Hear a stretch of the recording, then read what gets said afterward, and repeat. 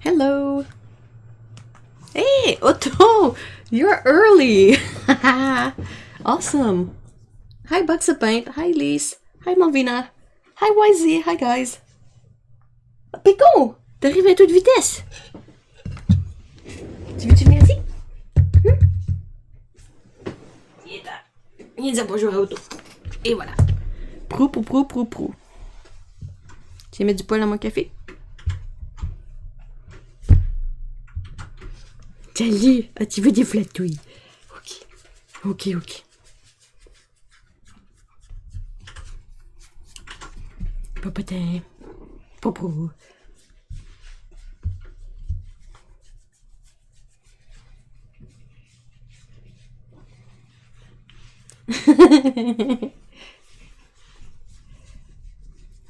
Hello.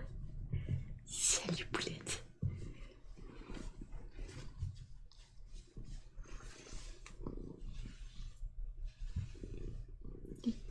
She came in like running when she realized I had started the live stream. She was like, hey, Mom. Mom. Hey, Phoebe. Hey, Dominic. Hi. Hey, Pipette. That's pas de ton poil, bec. Les gens, ils voient juste ton popotin, ils voient pas ta face. T'as pas envie de mettre ta face un peu? Tourne-toi. Et pas ici. Non. Mets ta face.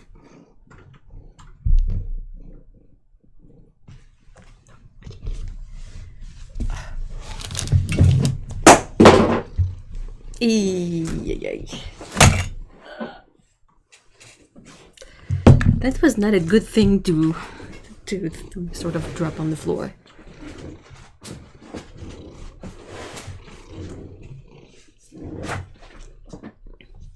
Oh, tu vois encore des gratouilles, t'es bien cute. T'es bien cute. Et par ici un peu, hop. I'm just trying to put your face in the camera, you stupid kitty.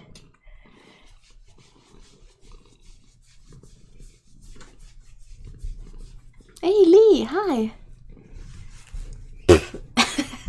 Merci. Merci, moi j'aime ça, un coup de queue dans la face de même.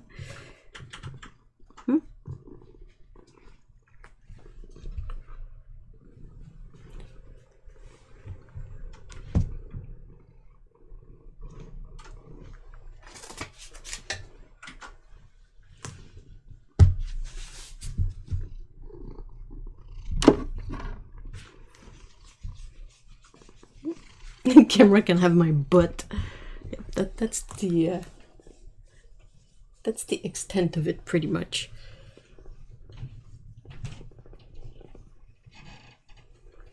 She's happy. I just wish I could show you that little face instead of that little butt.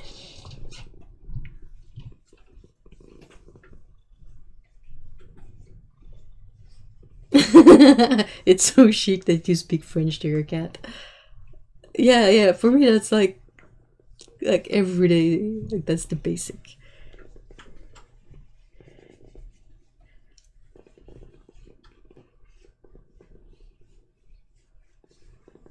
Here we go. Petite bibite.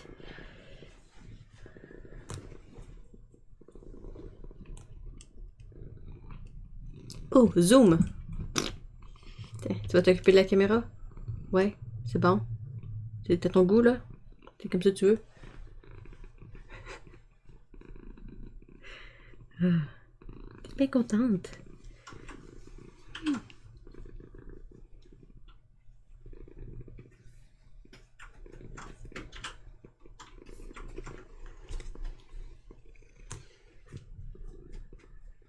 Oui, tu chèdes de partout.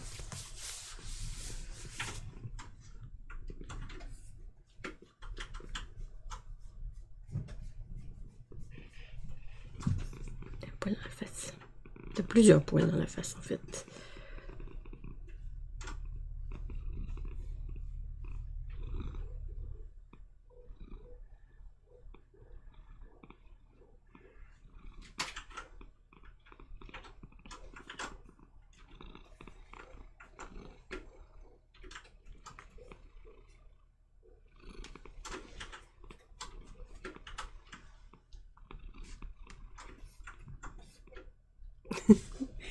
extreme close-up.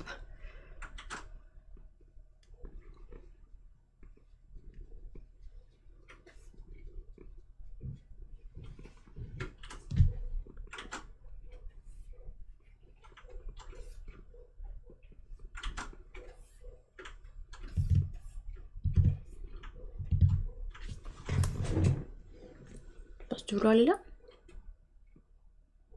Tu sais pas.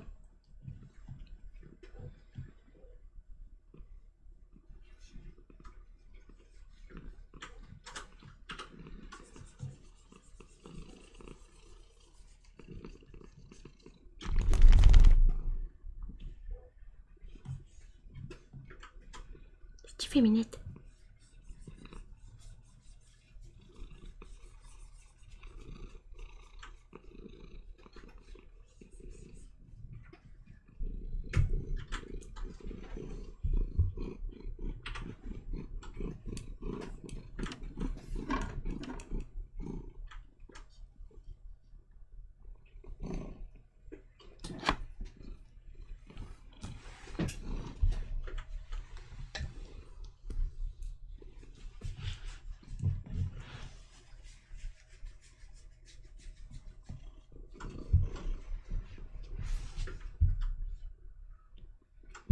Bon. Anyone want a slice of cat loaf?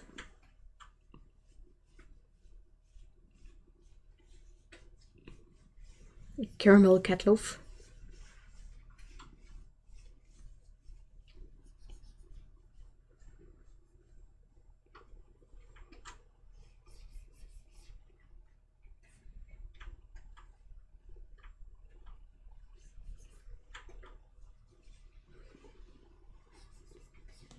C'est quoi ton plan, mon petit chat? Tu veux aller là? Hein? On va le laisser ici.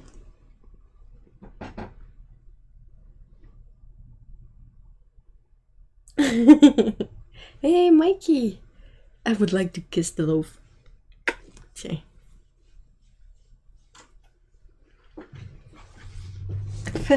Oh my god, the loaf is shedding so much.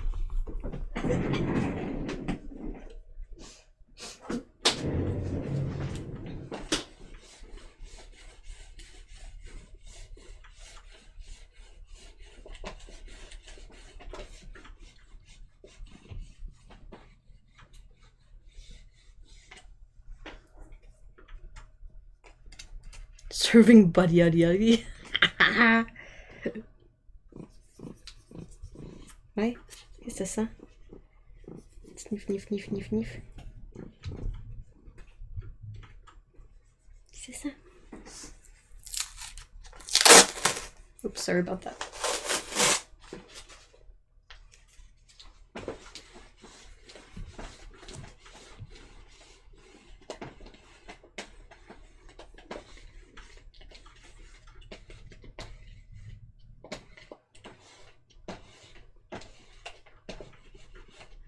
Alright, j'ai enlevé toutes ces poils là. Tu veux y aller maintenant? Thank you for kissing her for me. Oh. Et ta bébé. Non, non, je veux pas, non. Hein? Qu'est-ce que t'en penses? Oh non. Inacceptable. Oh well. Oh my gosh, so much cat hair everywhere.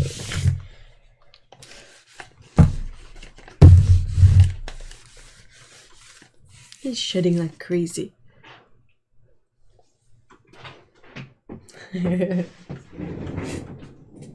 Oh, tree book. Oh.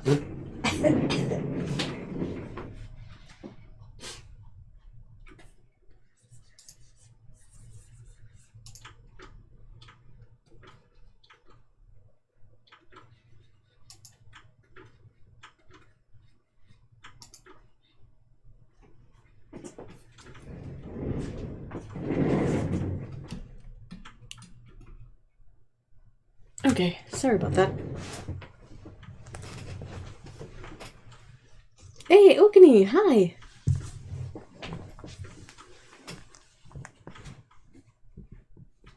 Peko isn't part of the bread family, she's secretly part swine. Because clearly she's a camera hug. Aww. She also makes like pig noises when she sniffs and purr at the same time. Which is really quite funny. So hi everyone who came in. Hi guys.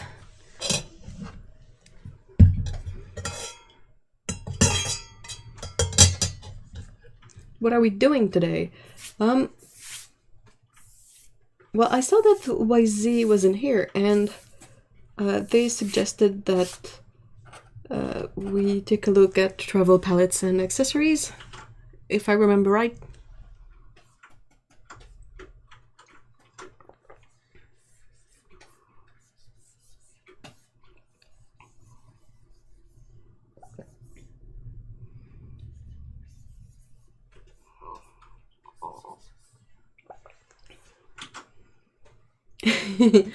Oh, Mikey, everyone is great.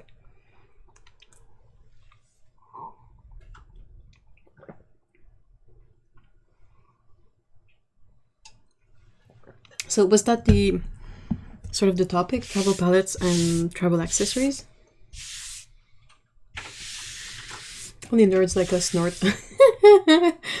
Oh yeah, she's definitely a nerd. Still in the hospital till... oh. Is it progressing a bit? In the positive way? Like, is it getting better? Okay, I'll go grab a few what I can find in terms of a travel palette.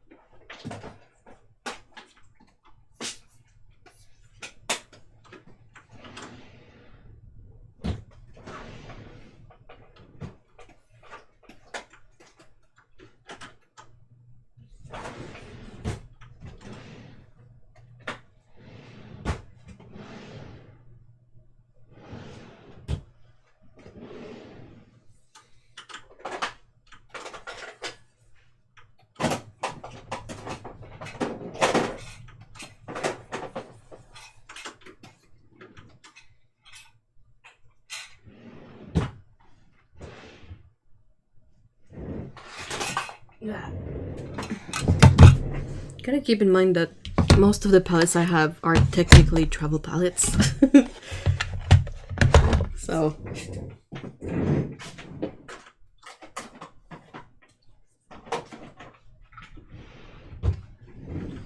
I'll just grab the ones that I think are particularly... like, that I would actually bring along. Anyone good with key code that can translate after supper run and... after supper run around the legs? Big stretches up your legs. Don't pet me, mate.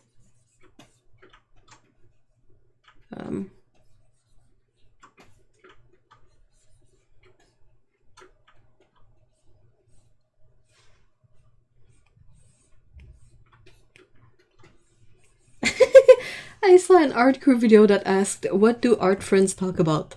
Like the kitty, food, and how to fix that last mistake. And paint, for sure.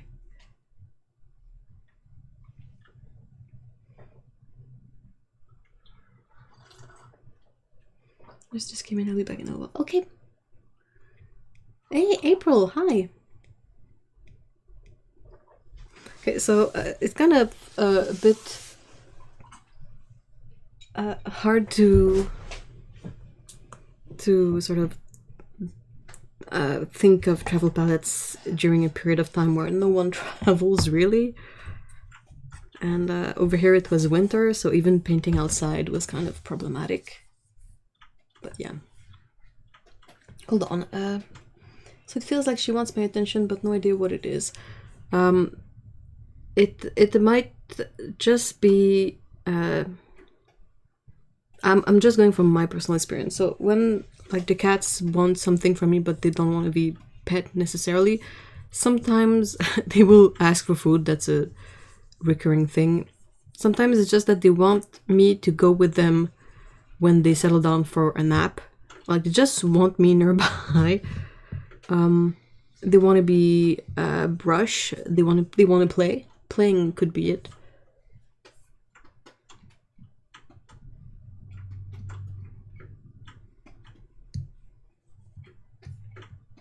I used the business out of my travel palette this last year. Made me feel like I was going somewhere. Oh, that's a good way of seeing it.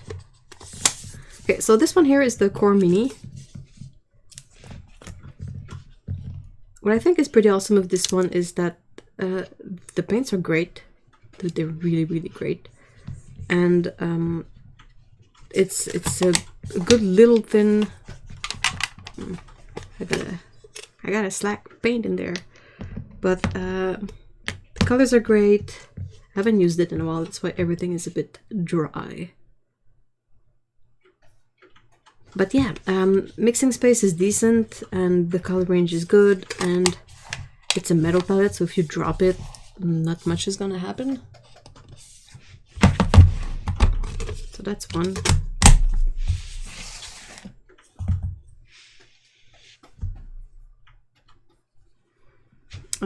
This one is kind of a classic.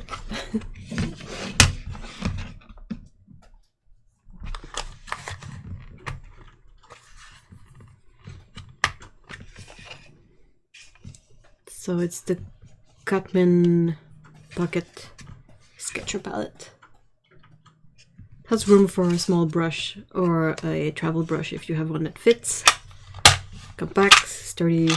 Though if you can tell from that rattling that the pans are not locked in. But that could just be because I don't use my paints enough, so they kind of dry out a bit.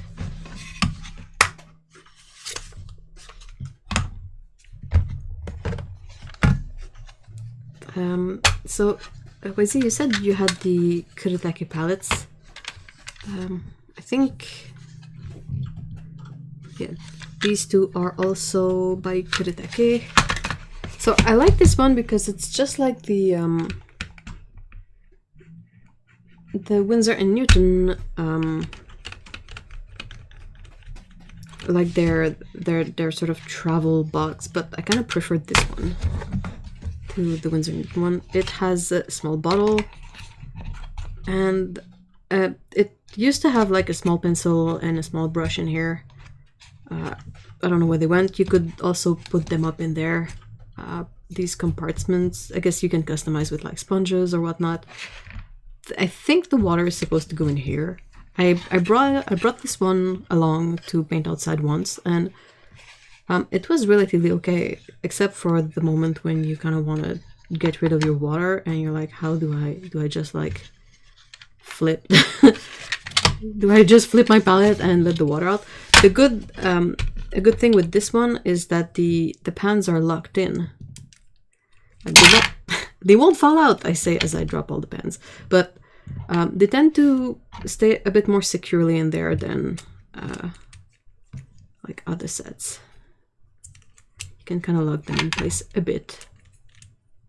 So this is whatever, but you get the idea. Once in there, though, they're not gonna come out, I think. Oh, I missed a bunch of palettes. Yeah. Okay.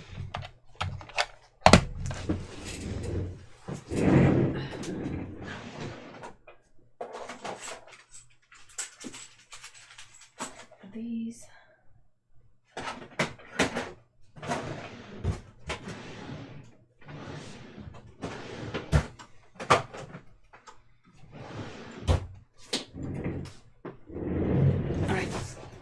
Good.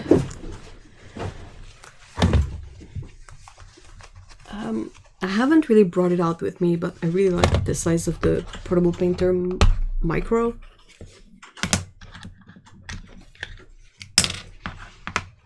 Oops.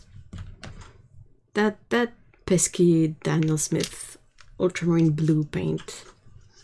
I swear. I think it exists just to spite people.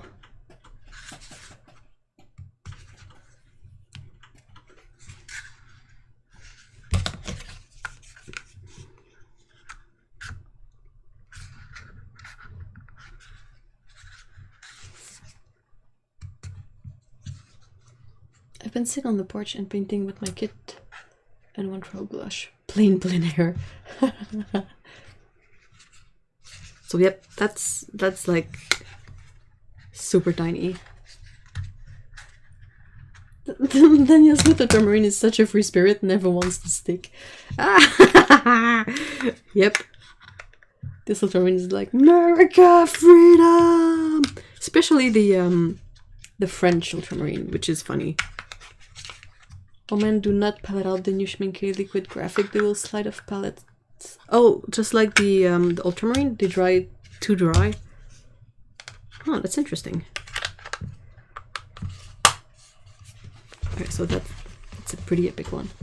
I really need to organize a sort of giveaway because when Steve Padden sent me this awesome palette, he sent me a bunch.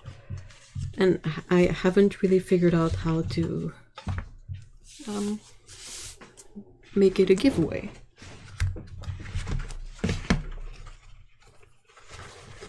This is the pocket palette.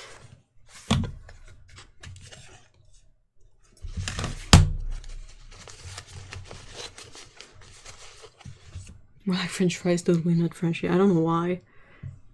And this is the pocket palette again, but this is like the half.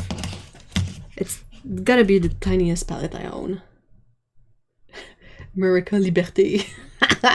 Doesn't have the same ring to it. So the thing with a set this small is that you kind of have to figure out colors that you won't have to mix all that much. Because you don't have a lot of space for mixing, basically. It has been beautiful, but I have to wear N100 mask because of pollen. Oh no. Oh no. This one is pretty epic in terms of tininess. This is another Caturday palette. This is one of my favorite palette layout, I think. The only thing that sort of bums me out is that it's this tray again with the palettes that have the sort of the notch at the bottom, which is a great idea, but that also means that I would have to go through these pans to reuse them. And it's a bit more difficult to do than it is to say. But what I like of this one is that it has so many wells for mixing and this area that you can carry brushes. And it's a good size, it's not too big. It's sturdy plastic.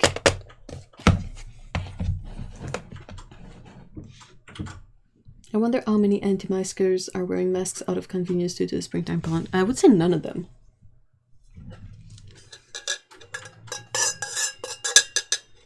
I have never seen people wear the masks pre-COVID just for the pollen in the springtime.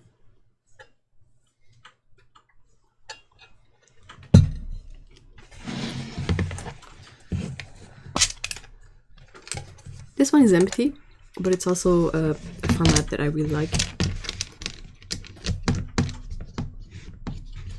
Sponge, small travel brush that is decent.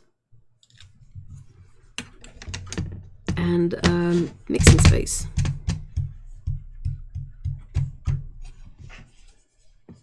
London. Man, I was spiteful of them.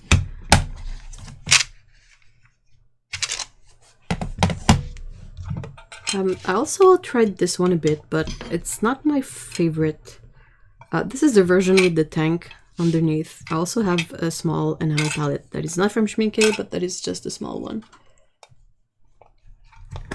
And it's empty, but what bothers me with this one is that you can fit 12 colors in there, that's awesome, but you only have this space for mixing. And it's not a lot of space, especially when you want to paint something like skies or, you know, big areas. So you're trying to, also it's angled because of the water tank. I think the one without a water tank, the lid is a bit more flat. You're supposed to attach this, put the water in there. if you mix here, everything is gonna like fall. So not my favorite tin.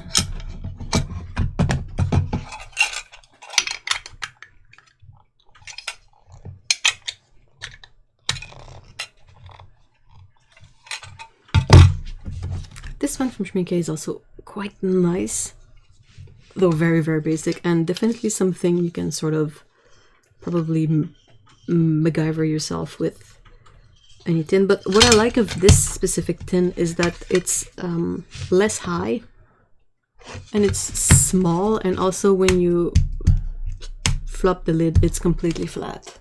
Now, if they had like just spray painted this white with enamel or something, it would have been even better. But overall, it's really not that bad.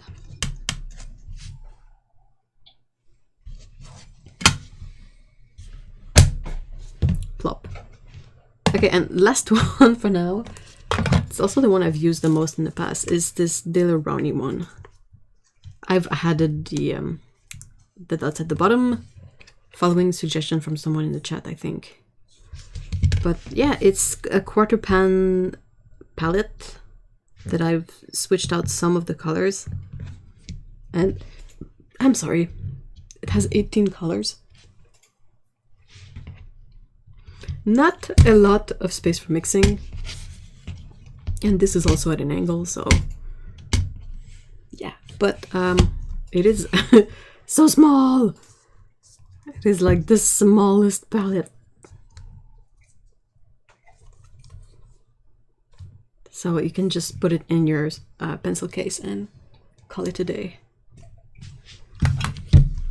I also have this one. That's a gouache. I don't use it. Don't travel with it much, but I use it. I've used it recently quite a lot, and it's really enjoyable to have a small gouache palette handy, because you can really like just mix away whatever you need. This one has like cool warm yellow, cool warm red, cool. So this is the cool blue. Warm blue is here. This is like a smalt blue. This is a burnt umber possibly, and like white, because with gouache white is super awesome. And then convenience colors that I like to use. It's a makeup palette. I made a video about this one, so. Hey, see Sean Rock, hi. I don't really have a favorite. I don't paint outdoors all that much. But whenever I had to travel, like the last time I went somewhere really was when I went to Toronto for TCAF, Toronto's Arts and Comics Festival. So I had brought this palette.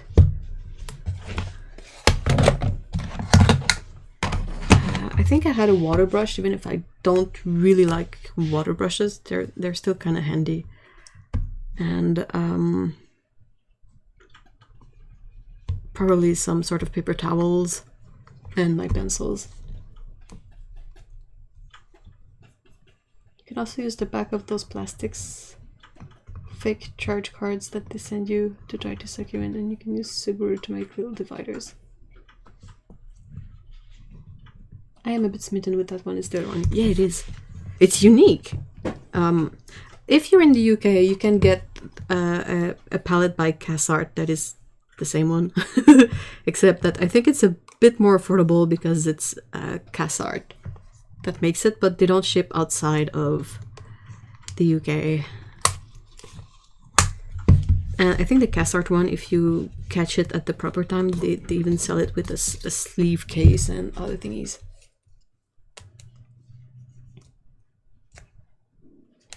But I like having all of my stuff nearby and a tea within arm's reach. Those are very valid points. That's why you can sort of go sketch in a cafe.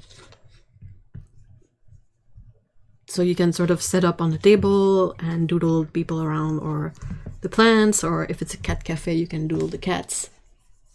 Hey, Mallory! Hi, Mallory!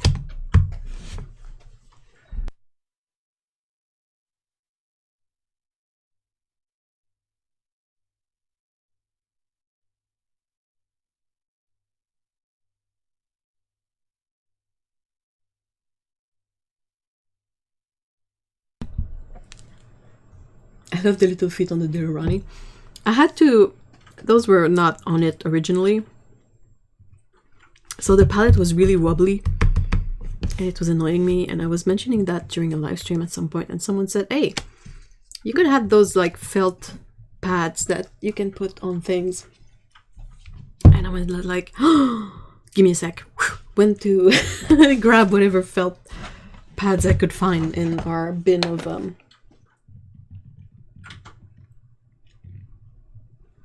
Okay, hold on. I will put some of these away.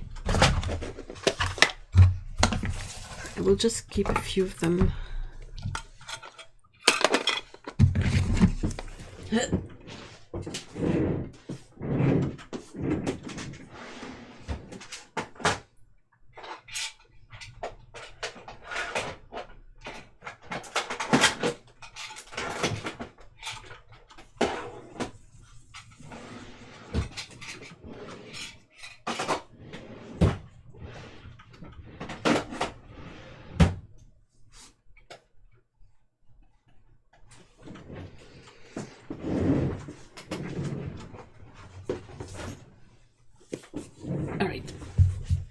You really ought to paint little paw prints on those feet. I could probably draw them with Sharpie, maybe.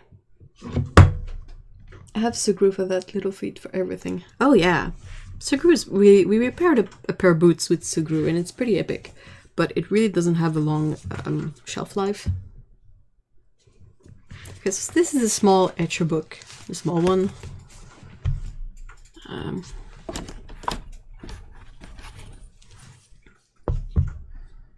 About 6 inches by 4 1/4.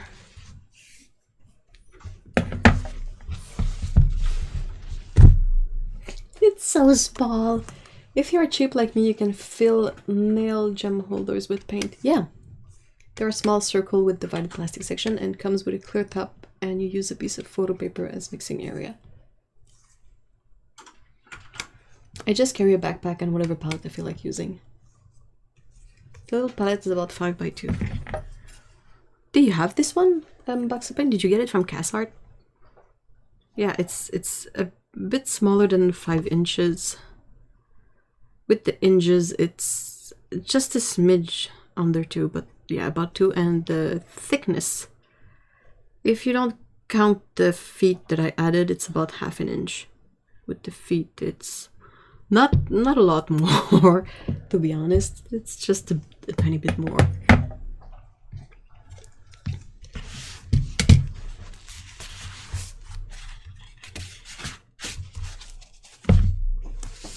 Let me see if I have a water brush pen thingy.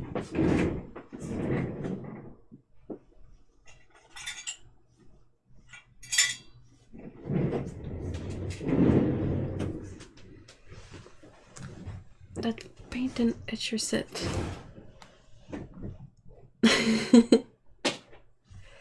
Do you bring a water brush with you? I would. I'm not good with those. I don't really like using those, but to add a bit of color to a sketch, they work fine. Otherwise, one time what I did was hold on.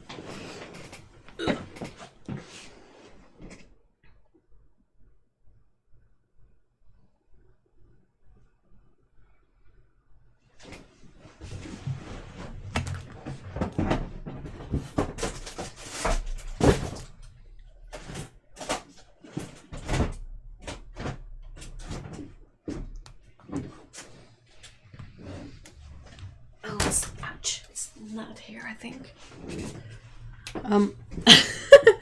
Okay, I'm back. Another time what I did is I brought out a Nalgene jar, a small jar of water, and I would sort of pre-fill it with water and bring a travel brush.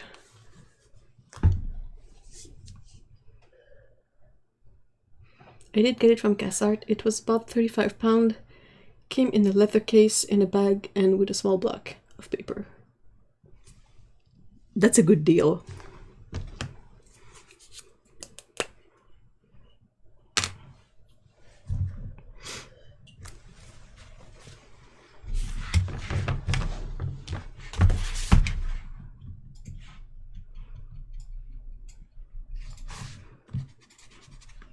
It's a bit dirty, so...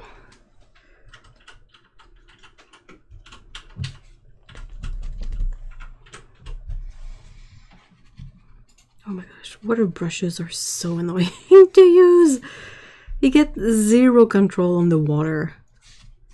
Just like a great big mess. I love the tiny cute palettes, but don't find them super practical. I'm going to be carrying a sketchbook and water, etc. anyway.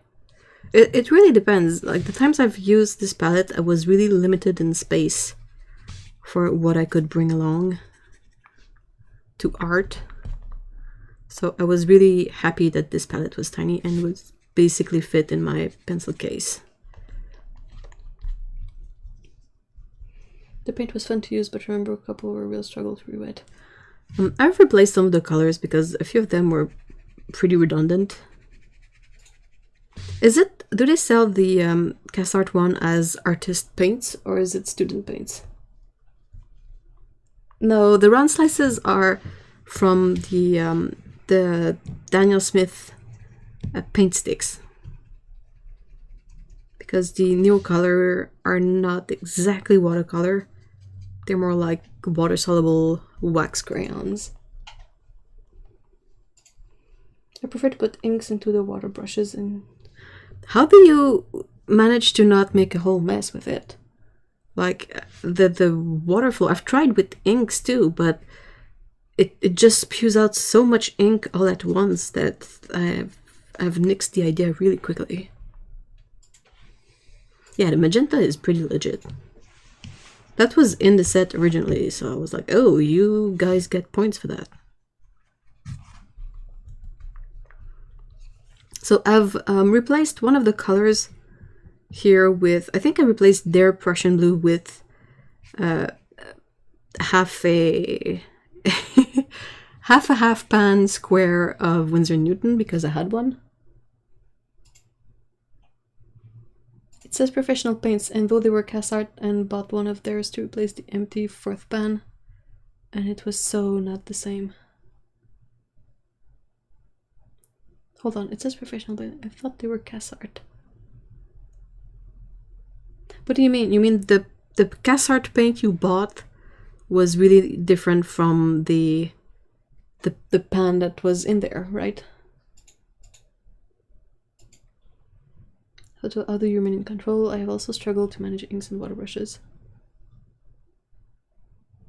Maybe my ones are different? Yeah, maybe. Do you remember which brand or model you would use? Because I would just get like way too much flow of ink. This one is, I think it's Viridian. It's not necessarily PG 7, but I don't remember. It's been a while. I think the key is to not push the water brush out. Yeah, but even then, some brushes, not all water brushes are made the same. Like if you take these Kuretake ones, they have like a cap here that you have to remove to put water in. And then they have this whole system with a sponge and whatever bits and bobs. And if you, I don't have any because I don't really like them, but if you look at an Aquafine one, it doesn't have all these steps to sort of control the amount of water.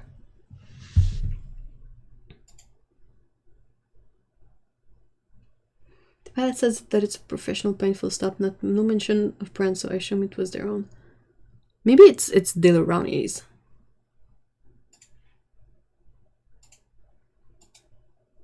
If I still have spare ones, I can send them for you to try. Oh, if you want. They were just a random set I got from Amazon. Oh no.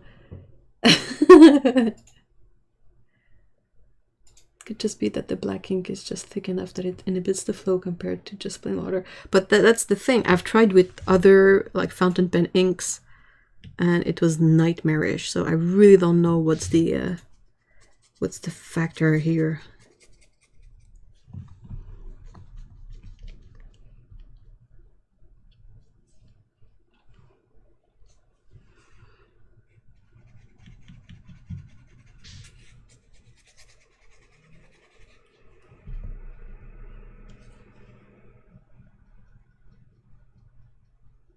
So this color here I replaced to, I put in New Gamboge instead of raw sienna. That was basically the same hue and everything as the yellow ochre. And I think I removed the black and put in the cobalt here. I kept the pants there somewhere in my stuff. This is kind of like a burnt sienna.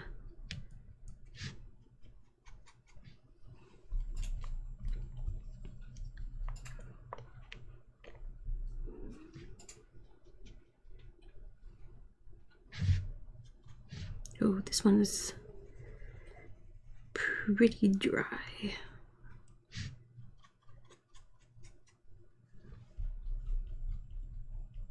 The four yellows are so similar. Well, this one I added personally, so don't consider this one in.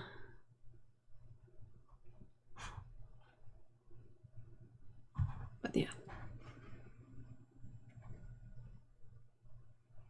Yeah, the Schmincke 12 color palette is the same. I would love to have one of the, like an orange, full on, like a good yellow orange. At least it's easy to mix, but I agree, I kind of miss it too. Oh, these two are really similar. Oh, I think it's because it's the same. Terry makes those art philosophy palette look so good. Terry makes everything look good. To be frank here, she's so good. She's so sort of artistic and in tune with the marks she makes. It's so pretty to watch her paint. I wish I could buy that palette without the paint. I have too many paints. Yep. Sometimes I wish I would be the kind of person that could sort of have gotten just one palette and use it up and then... Oh, I guess I kept... Or maybe that's Payne's Gray. So anyway, that's a really dark color that I kept. Or maybe it was white that I removed. That would track.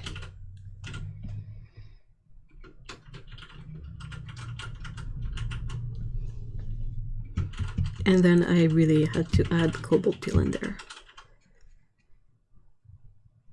Like, awesome, this palette has yellow, cyan, and yellow, magenta, but no cyan. What is wrong with you guys? You kind of need that yellow blue color. How is anyone supposed to mix this color from, like, what's in here? It's not the most cyan-y color, but you know what I mean. So this is the Faber-Castell brush pen, water brush. It's kind of nice. And I have the Kuretake ones because of the way they're made. They seem to not like flow uncontrollably.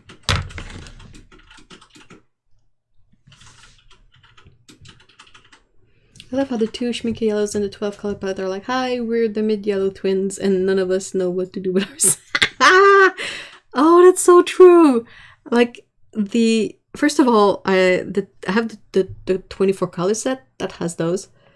And I removed one of the like mid-yellows. And I struggled to use the one I left in there. That's insane. I love New Gamboge. I think you need at least 4 yellows. Cool, warm, opaque, and at least 1 ochre. Huh, that's interesting.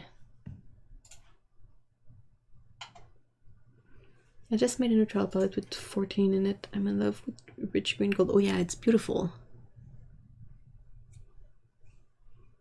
What? Why? What? Why? What?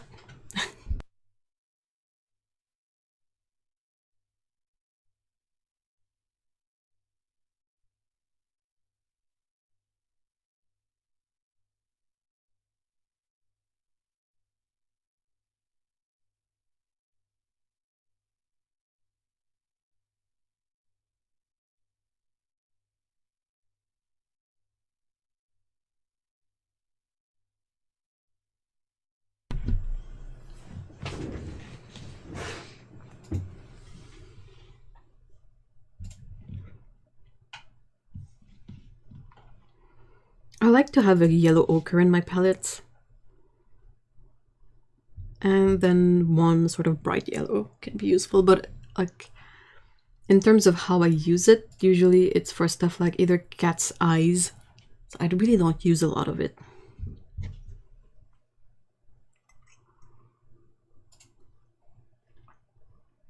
Hey Val, hi.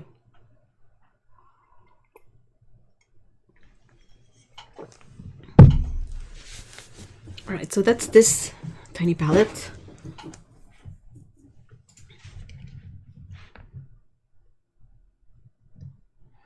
The only thing I had to sort of do with this one was it had a chip in the enamel cover. So I removed the pans, cleaned it up, painted over it with enamel paint and let it dry, and then put the pans back in so it won't rust. But that's the only thing, anything I sort of had to do for this palette. Just put my finger in paint. What else is new?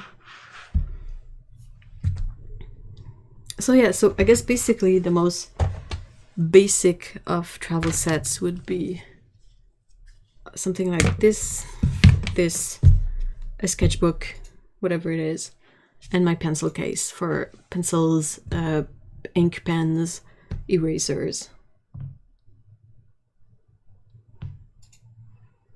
I might get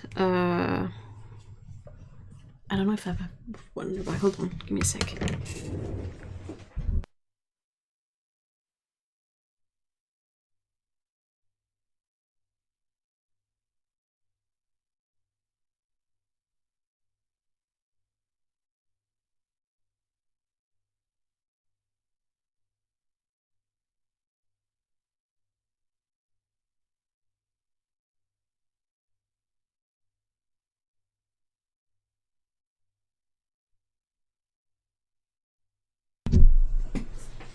Okay, so I might bring along one of these empty.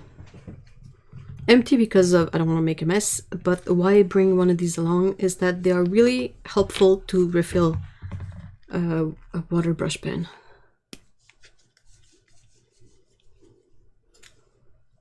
Mind you, this one is you can sort of add a bit of water, but what I like of this is that you can submerge them in water. Ooh, it still has water in it, ew.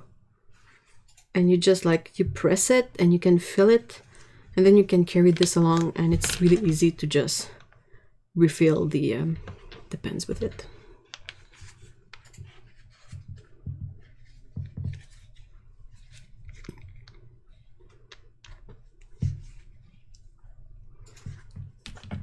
Hey Patricia, hi.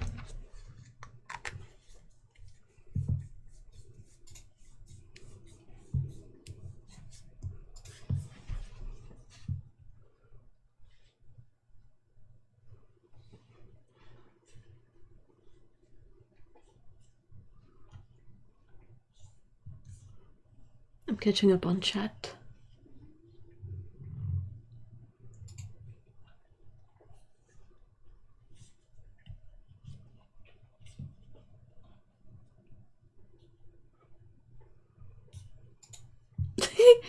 You guys are full on in the yellow discussion.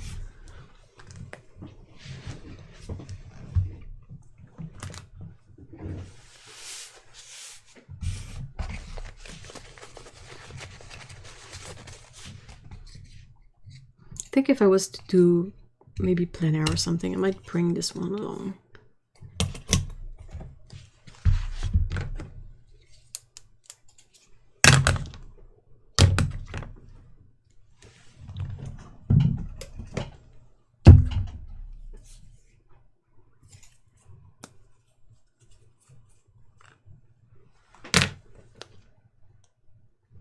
I like my teeny 3x3-inch sketchbook, Altoids tin, and an old contact lens case with screw-on tops for water cups. Oh, that's a great idea. And a little spritzer for the bottle. That's a good mix.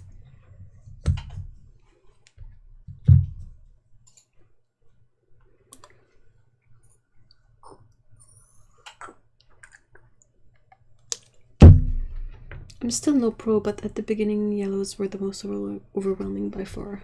And the most not the same color as my monitor offenders. What do you mean though by overwhelming?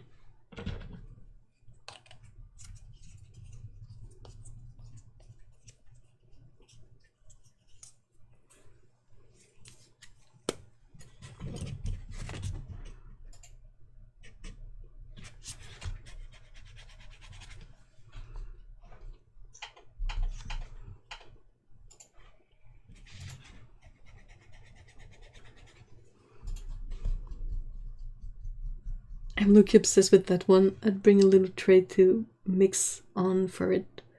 But the color selection you chose really spoke to me. Oh, thank you so much. I had a blast picking up the colors for this one because I really like muted colors.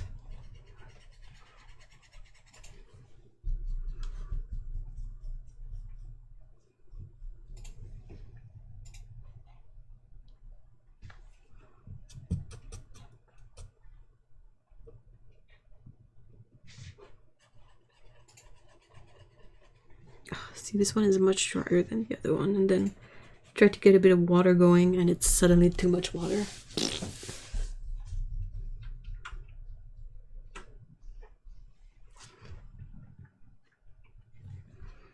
I was greedy on blues and greens at the beginning, but I didn't fully understand how much difference one yellow to the next would make. Yet they looked the most the same, huh?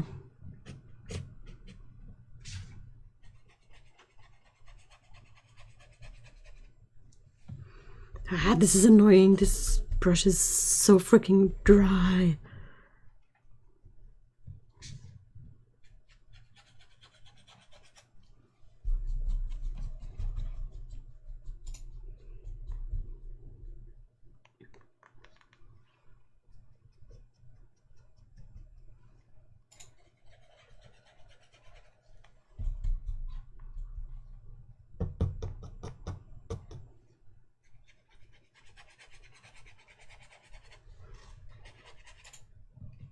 I don't remember what colors I put in there, but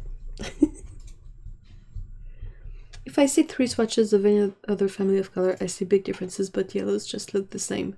Well, if they look the same, then the only thing they're gonna affect is the relative strength of the yellow in the mix. Because if they look the same, they're gonna mix the same too.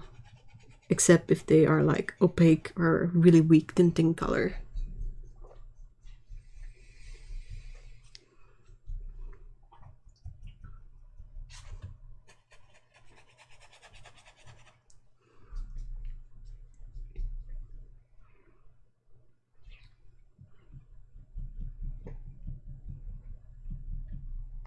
Is this one the best color? Oh, I think it is.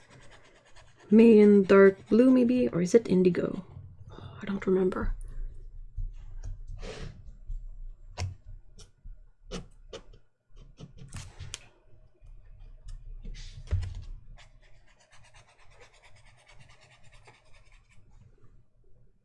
I don't remember what this one is either. That's the issue maybe. Look at that mutedy goodness. I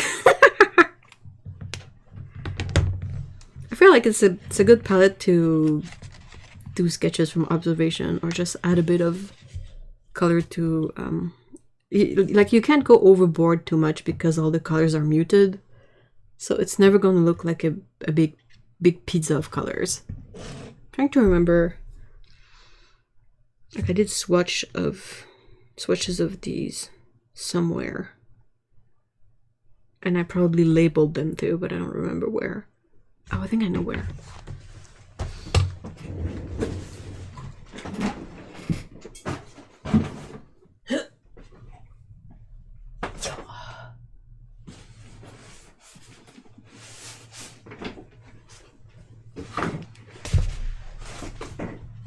Oof.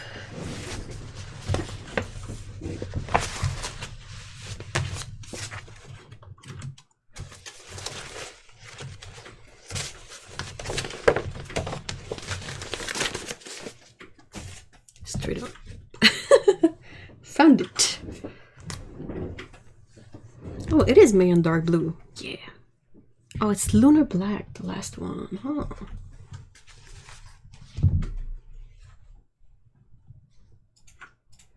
Lunar Earth. Huh, I forgot about that.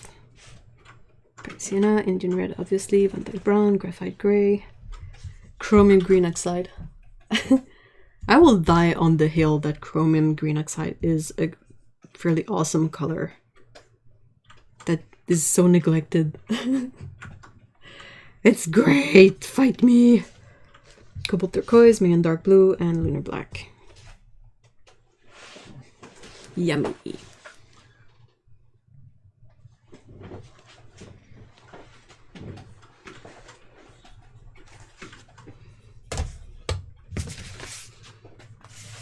Hey, salut Scott. Salut bébé.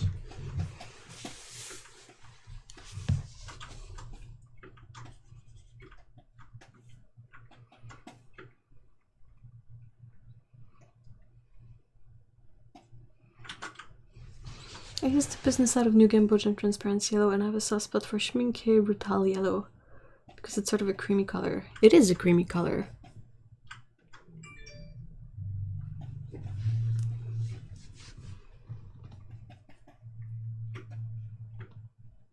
Chromium Oxide Green looks great, nice for his granulation. Yeah, it doesn't granulate all that much, to be honest.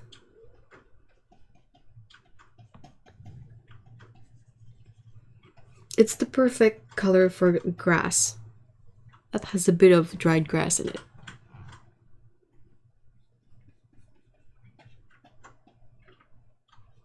For yellows, my struggle for shrouds in small palettes are PY 175 and PY 184. I really like them both, but they are not strictly necessary.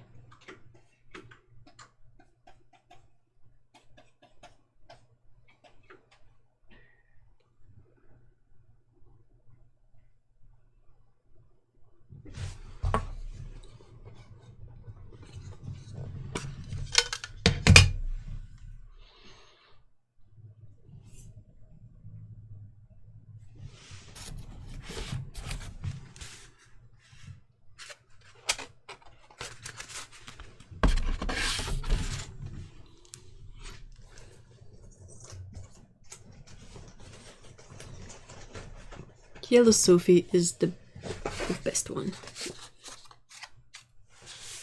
It's so pretty.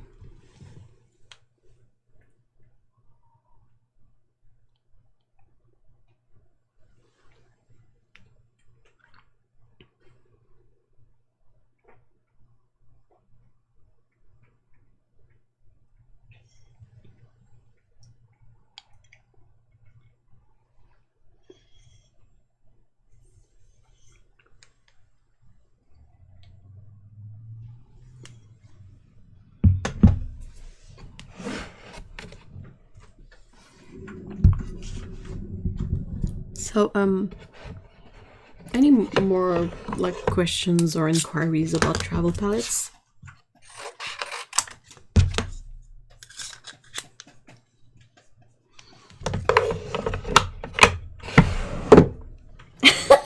Yellow Sophie's the sun smiling gently but emphatically.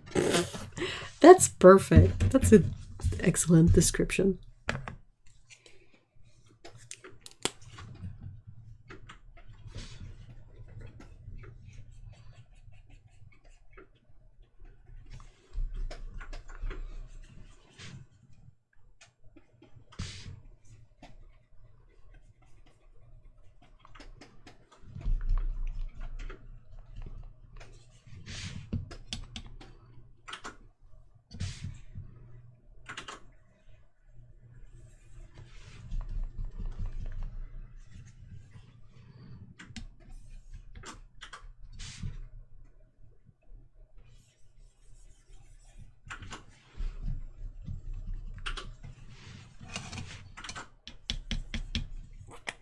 Oh, yeah, sure, that's definitely what I wanted to do. Thank you.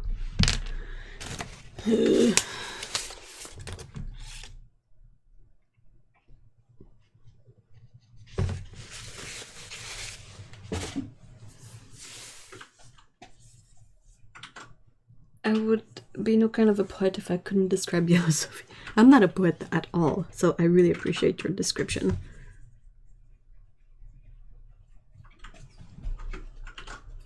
Yep, it's made by Sennelier. As far as I can tell, there's no other brand that offers it, this specific pigment. For now, I mean, probably that it's possible that Archambault or White Knight eventually get it, but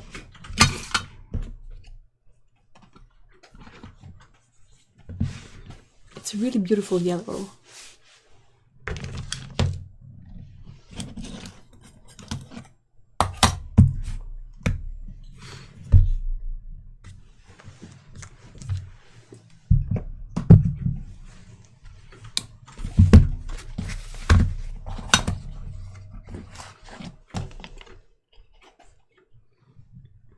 Did you want to have a new yellow to try? Oh, definitely.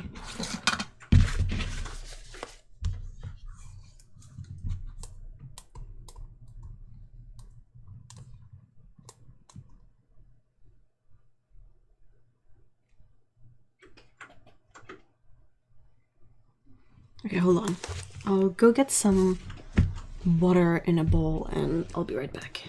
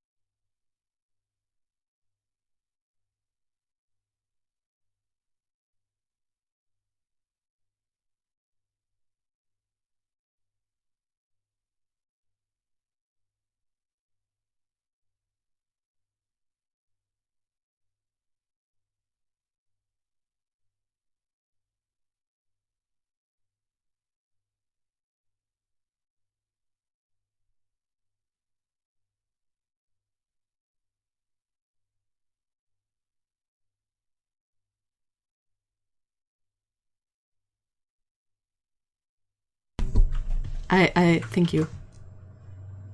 Thank you. I forgot to turn the mic back on. That had to happen, right? Ah! Okay.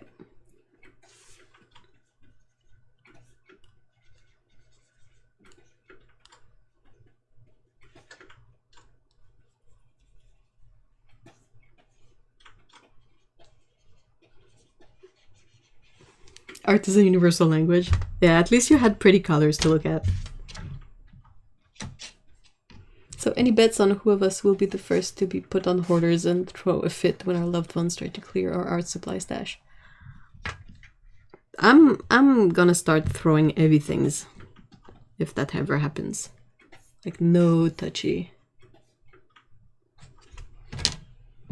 You guys can hear me now, right? The mic is unmuted. Hey, Paulo!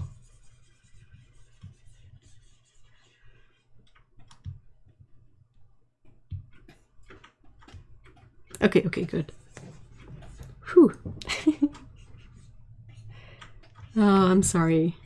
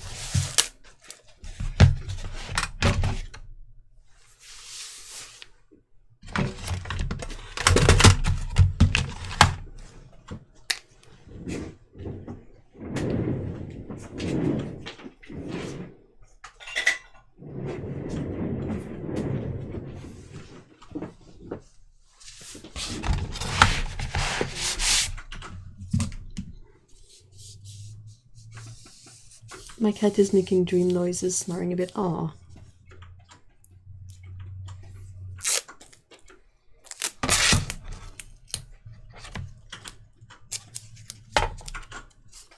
Oh, and my aunt just looked in the window. Ooh! That's gotta be a bit startling, right?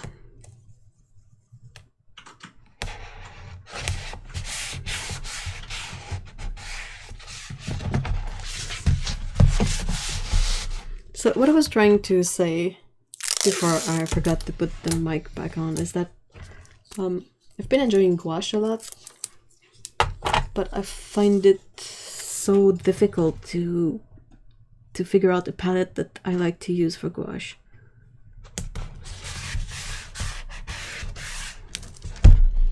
I'm so happy and thankful to have people in this community who consider paints and materials carefully. I would have wasted so much money trying things. Well, someone somewhere wasted money to try things, but by sharing the experience, they can help other people not to do the same mistake.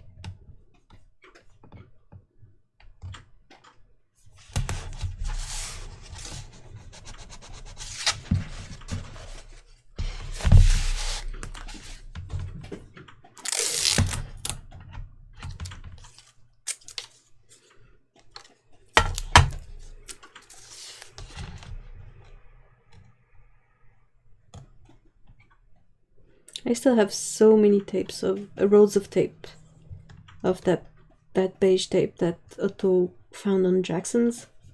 Like, they sell it either by the roll or you can buy a set of like 18 rolls or something. And it's like $5. It's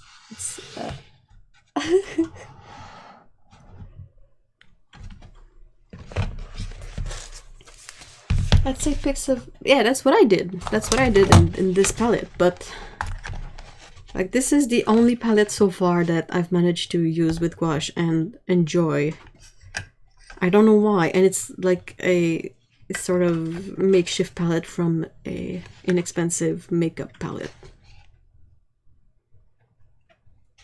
Oh, I did the watercolor and gouache thing. I followed a class that was like that, but I kind of use watercolor and gouache, but yeah. Me. Me too. Me too. Oh my gosh. Ah ouais, écoute. Pour vrai.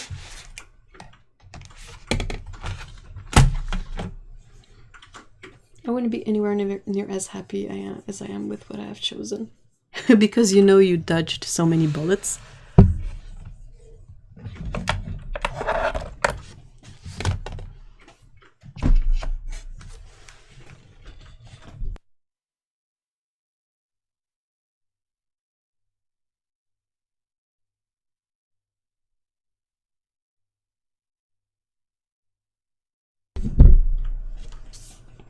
Oh, okay. Honestly, blue gouache seems overrated.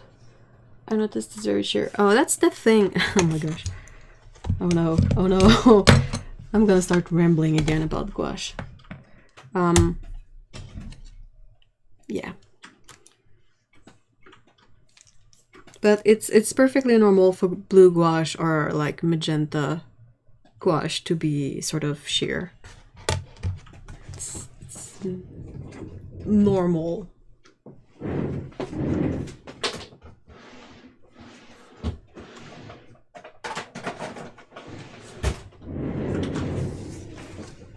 Oh no, I'm gonna awaken the F-Beast, yeah. That's the palette I use for the class that I took. There's a remnant of dried white gouache in here, and those were the watercolor colors. The only one I would switch out is that Darling Lovely Ultramarine from Daniel Smith that I absolutely love, or it might be Winsor & Newton's. I would put Senneliers in there. At least Senneliers or M. Grahams, they stay like not dry as a rock, and therefore they don't end up everywhere in your palette. Can you hear it? That F word. That F word. Okay, it's going in the bin. I'm done. F you. Go to hell and don't come back.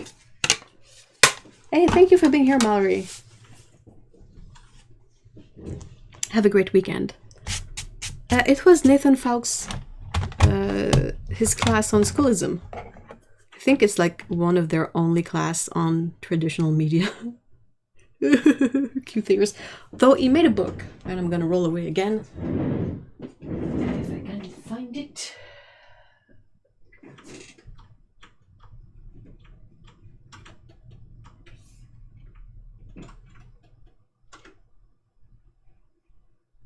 Where's that?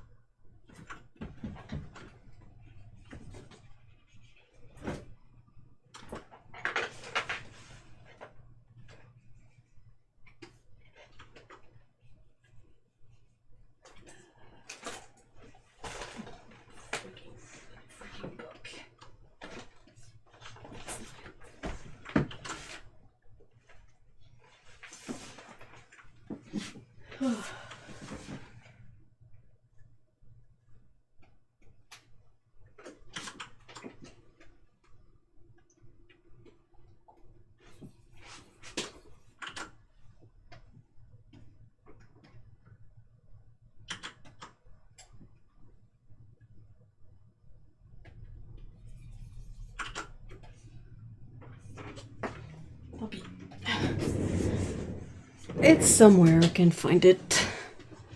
But he made a book that's basically this sort of same content as the course. The course is great because it's videos. But yeah, the book is like the same info, but in a book.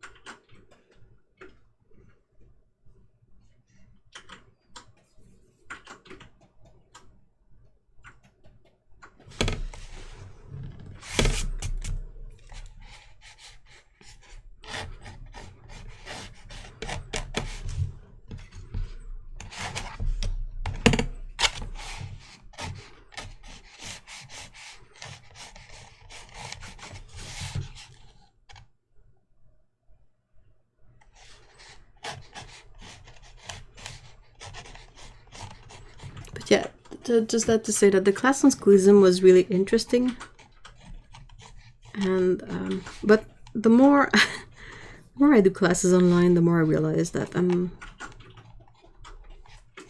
not very well suited for them.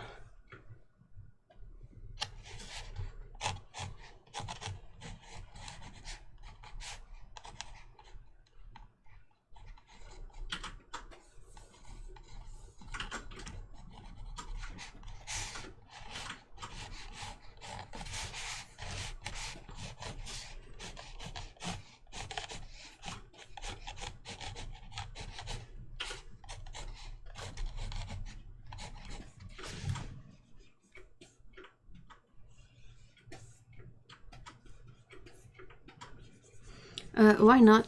I think it's mostly because, like, there is a lot of stuff to learn from the class, but ultimately it's a bit about how to do exactly what the teacher does often, and that's never something I've been able to transform into something I can use. It's like I do it for the duration of the class, but then when the class is over, I don't keep anything from it.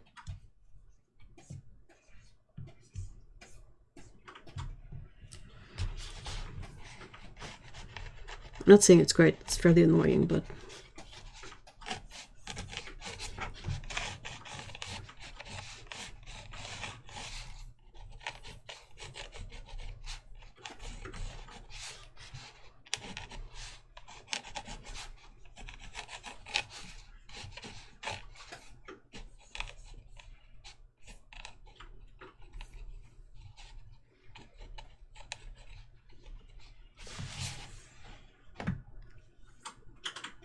that's been my experience often. Yeah, me neither, but I'm going to try to get in on some life drawing classes. Well, life drawing classes classes are kind of great because even if there's often sort of a teacher there, it's less a focus on doing what the teacher does. So it's, I think, a bit more of life drawing sticks, but not much.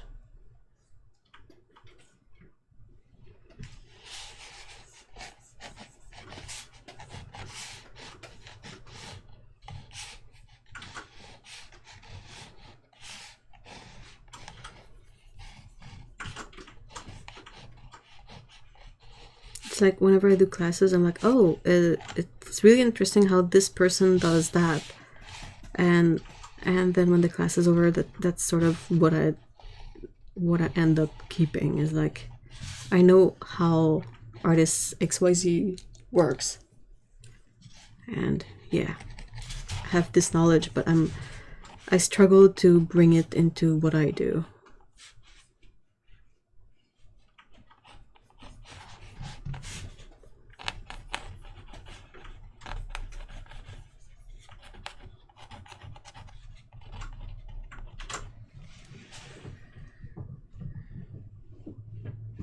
My favorite winter hat is from my bestie who is colorblind. He picked out blue and orange yarn in his mind's eye And it's yellow and magenta to me. Oh, that's so cool.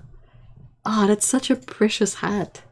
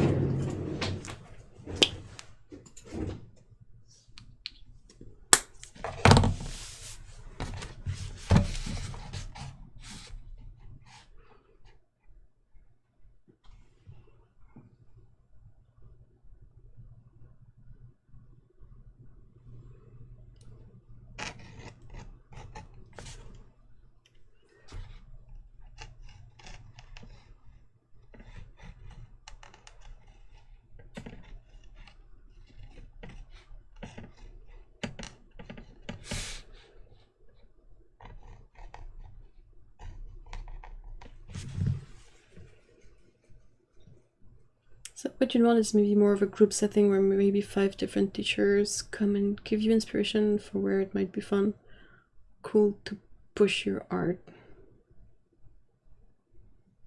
I don't know.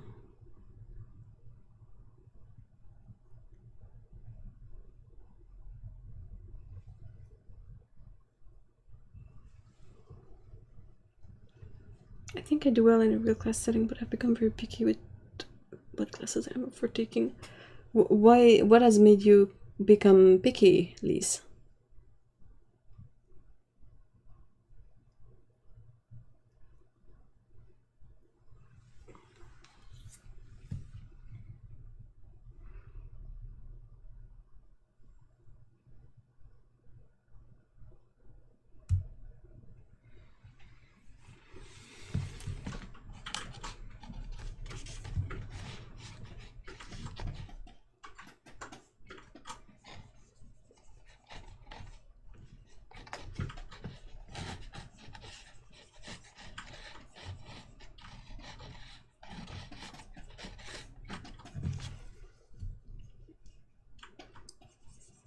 I'm trying to think.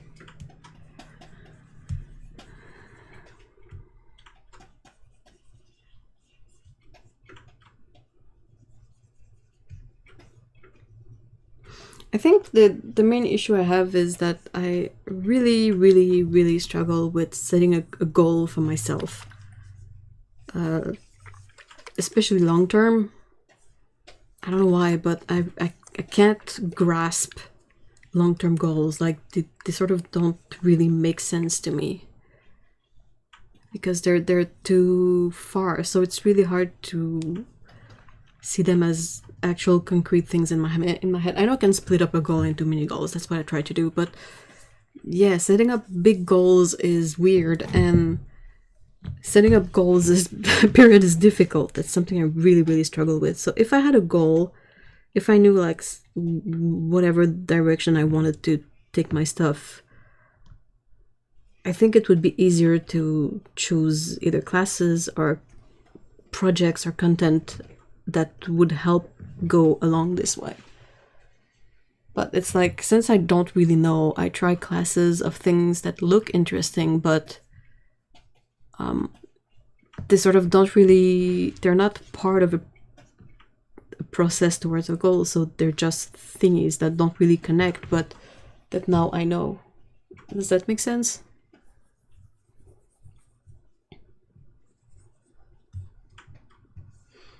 Baxapen says, my last in-person art class was good to get me out, but I didn't enjoy it. Everyone was too serious, but in the wrong kind of ways, and said before the teacher kept dabbing his brush by sucking. Ugh. Nope. Nope. Nope. Nope. Ugh. Yuck.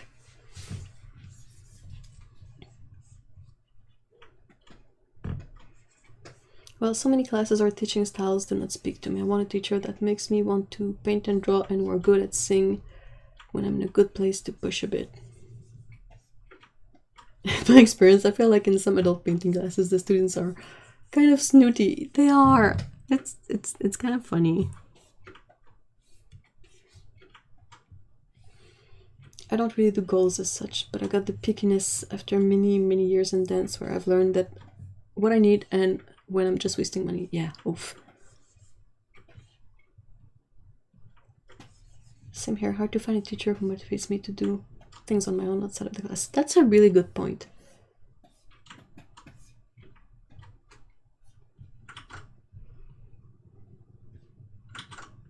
Hey, thank you for being here, Otto. And I hope you have a great weekend. Hold on.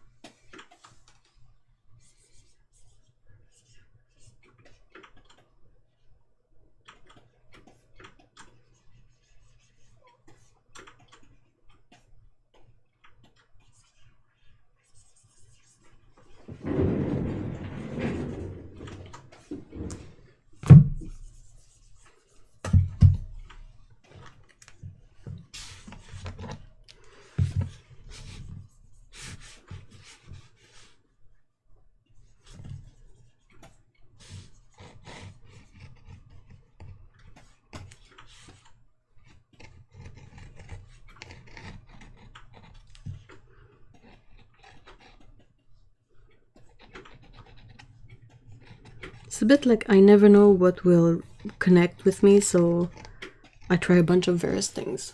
I will try to read like a bunch of books. There's one I started rereading because I had started once before and then forgotten about it, and then I just started reading it again. It's like The Art of Fear or something. And anyway, at some point there's a quote where the author says that it goes like, it's the fear of having your fate in your hands, but your hands are weak. And I was like, oh, that's a good, that resonates.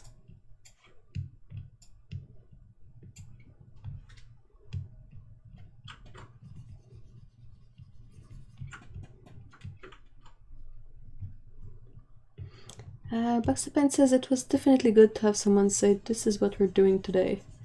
But then I'd have been happy going home and putting on some music.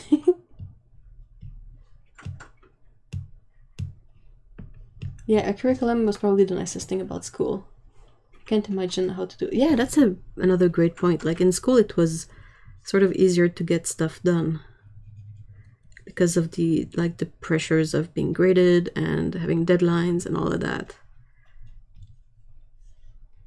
And I know school always had this sort of feeling of what you're trying in school is stuff that you do, and you still have the option of doing something else if that doesn't work out.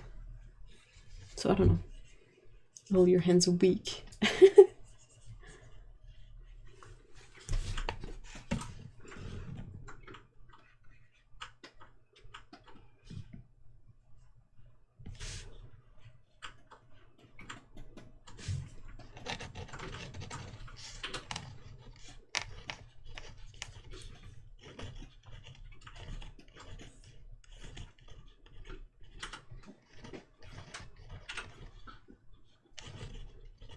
Like, I also worked in the animation industry for a bit, and was mostly hired to sort of do the manual work, not do necessarily the creative one. So after that, when you go out of that, it's a bit difficult to figure out like what I was doing for myself before getting into that.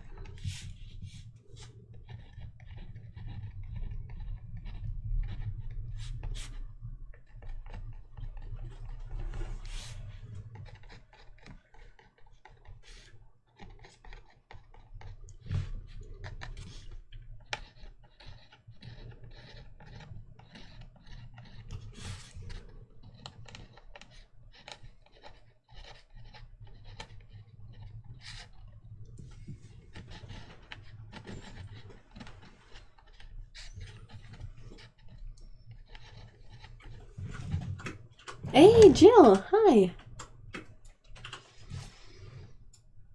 Personally, I hate having to be pushed to do something, but I'm also okay if I had someone push me.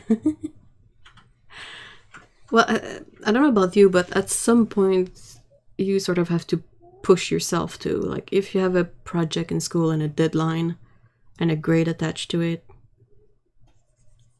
like, those are sort of the external factors, but they really help pushing the the internal factors as well, to be like, oh, I can't hand this in late.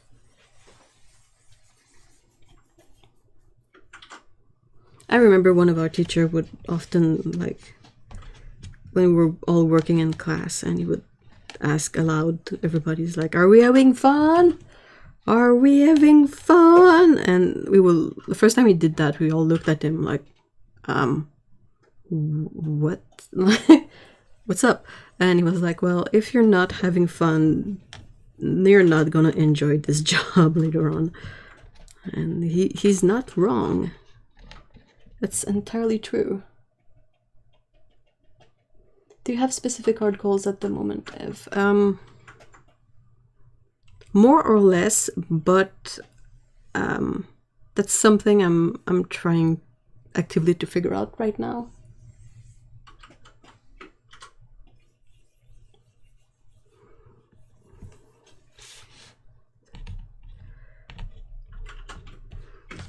It's very difficult because every time I see something new that I find like pretty or awesome, my brain is like, oh, you want to do that now? And I'm like, yes, but at the same time, no.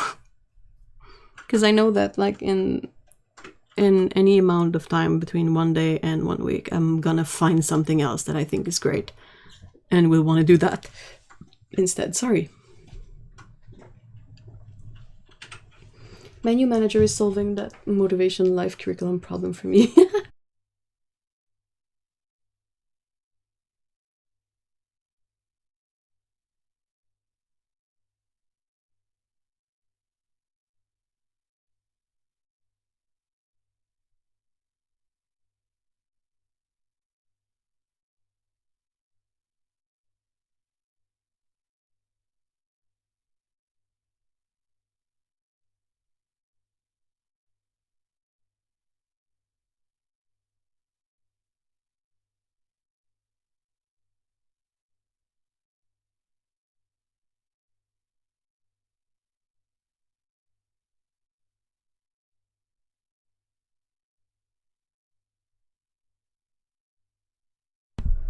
Okay.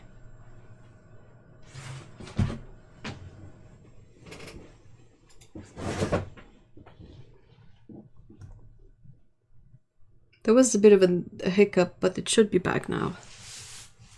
Oh, Ev, don't take back talk from your brain. What do you mean? What is back talk from my brain?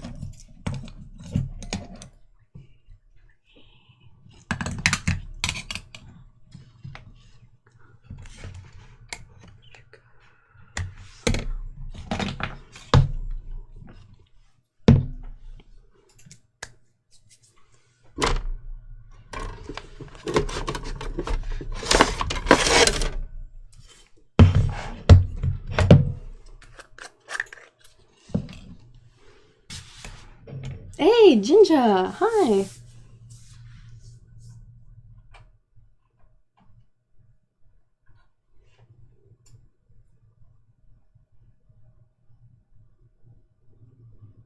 But don't you think that if you just do that and that, it will accumulate and crumbs will find their way into your normal style? Oh no, it's farting again.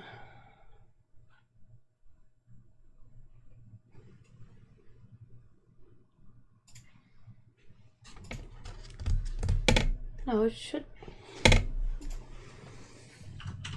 Internet is being annoying today.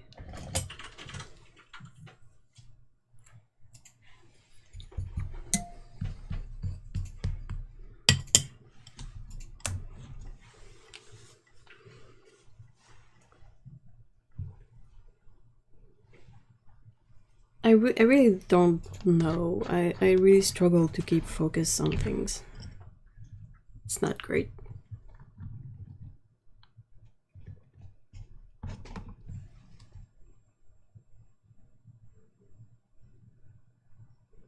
Just have to snap a leash on that and that. At a certain point you can't ignore, but you can't neglect.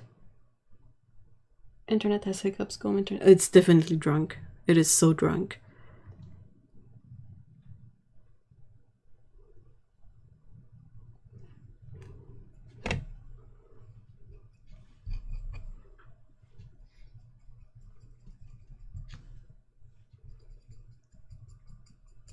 Is it working?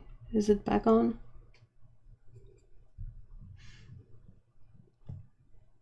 Is this thing working?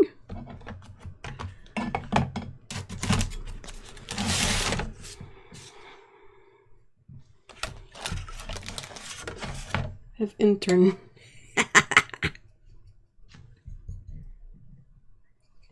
It should still be working. It doesn't show me.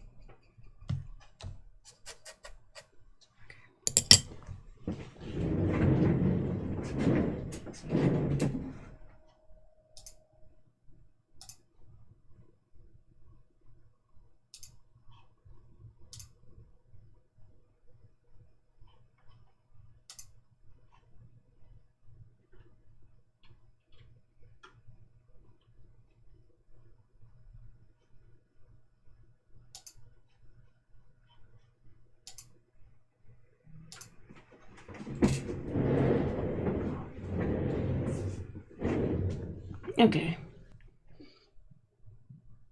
I find that it can be more difficult to move into new territory because that automatically means I have to accept work at a lower level of skill than my comfort zone, so I have some resistance there. I don't know if the resistance comes from that, but there's definitely a lot of it.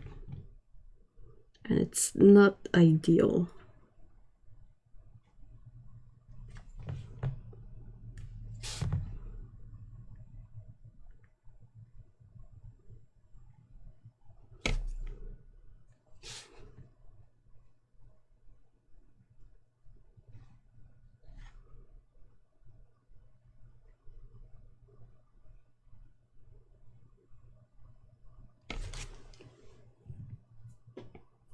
Seems good for me now.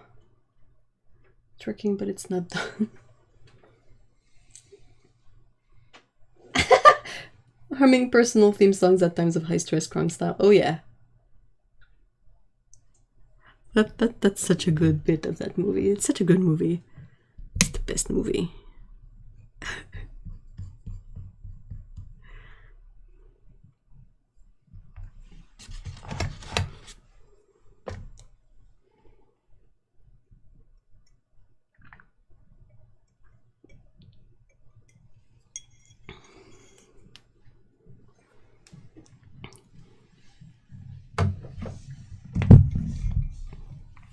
Honestly, I feel like one big ball of resistance always, but that's chronic low-level depression for you. Yeah. Do you take medication for that? And do you still get the big ball of resistance regardless? Out of curiosity.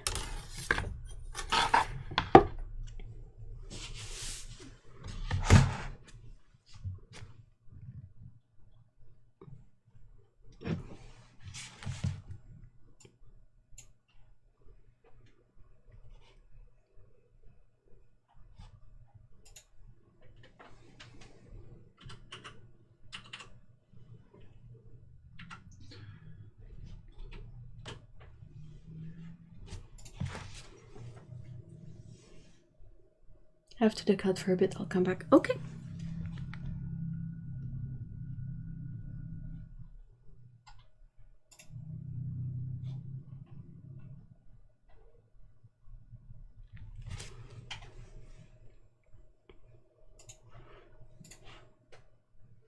God, it's so weird how much JoJo has made an impression on the online community. Okay. No medication has worked, unfortunately. I'm working. Oh no. I've been like this since I was a big kid. Aw. Kinda sucks, right?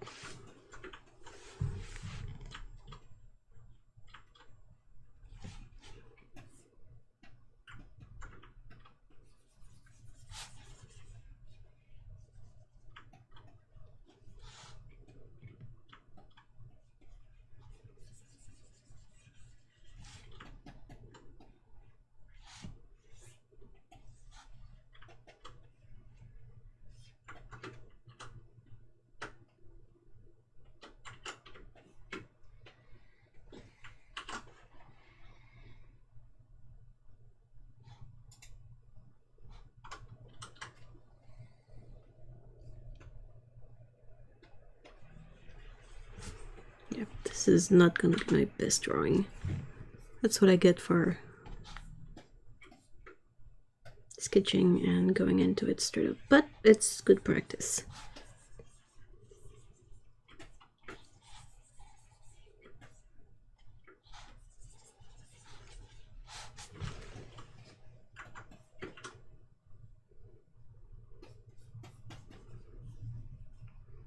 Miss Eeyore. 1990-2021. Oh my gosh. Eeyore is the best, I agree. So relatable.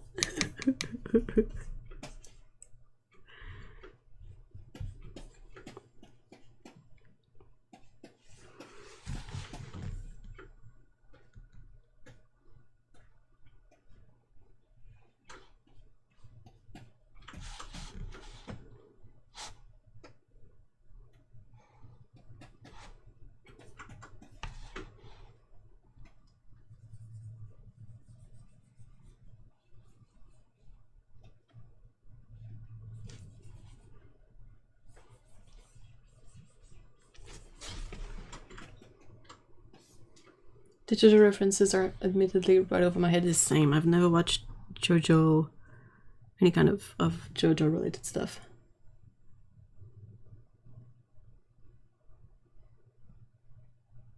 I have thistles in my wedding flowers. Oh, that's perfect.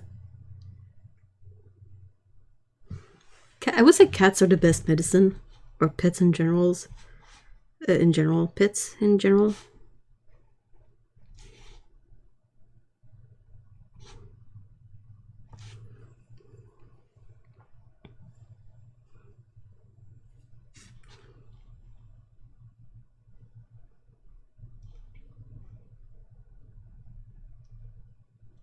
Ah, I made a stupid tangent. Damn it.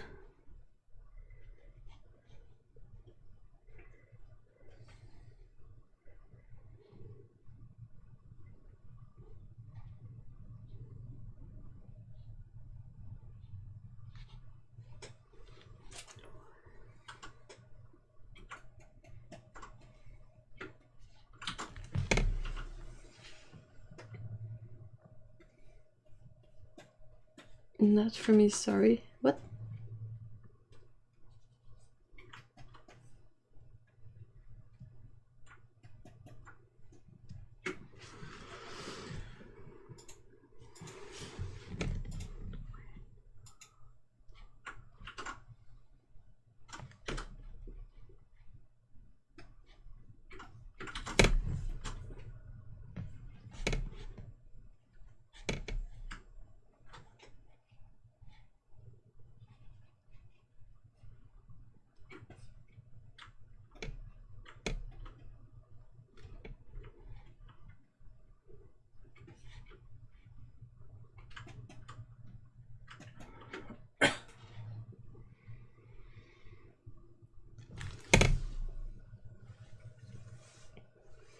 Honest to goodness, I love my pup so much, and Emmy's a superstar, but Bear has been my best medicine in a long time. Aww.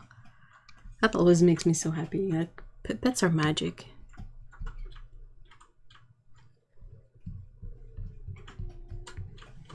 We meant Westwood.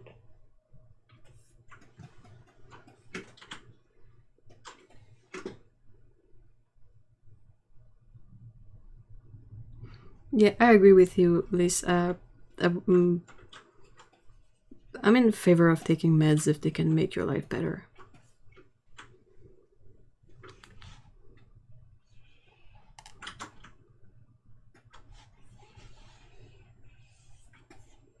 Like, not functioning is not exactly a fun quirk.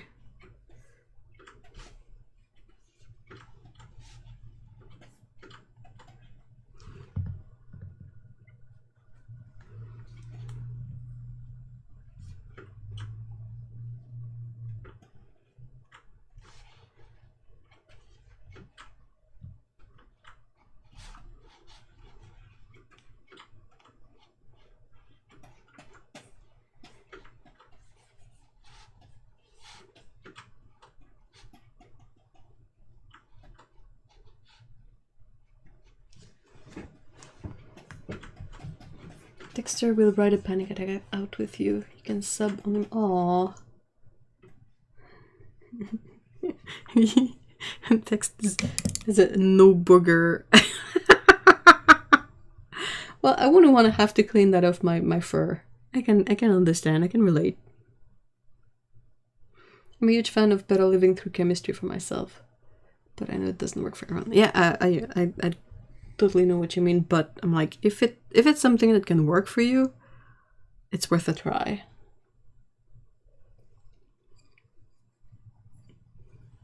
Like ultimately, the goal is that people feel better. So.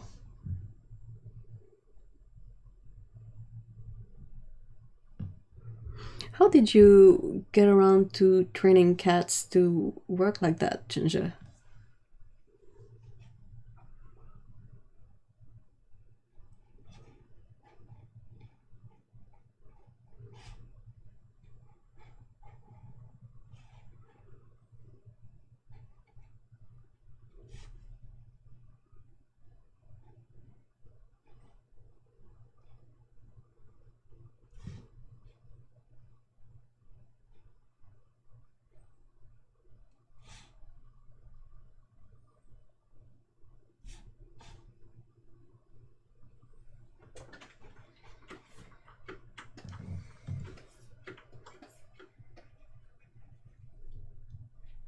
Hey, Joey! Hi!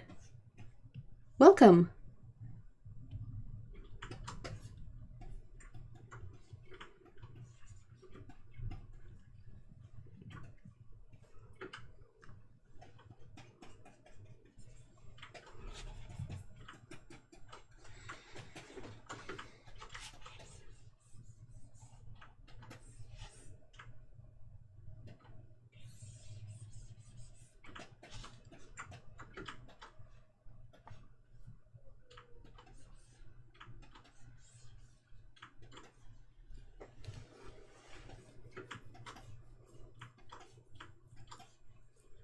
I've had success and fails. They pumped me full of stuff in the States for OCD, and I did a lot better managing it in other ways when I got the UK, but I take beta blockers now, which helped me not feel like my heart is going to cartoon jump out when I'm panicked. Yeah, that sounds preferable.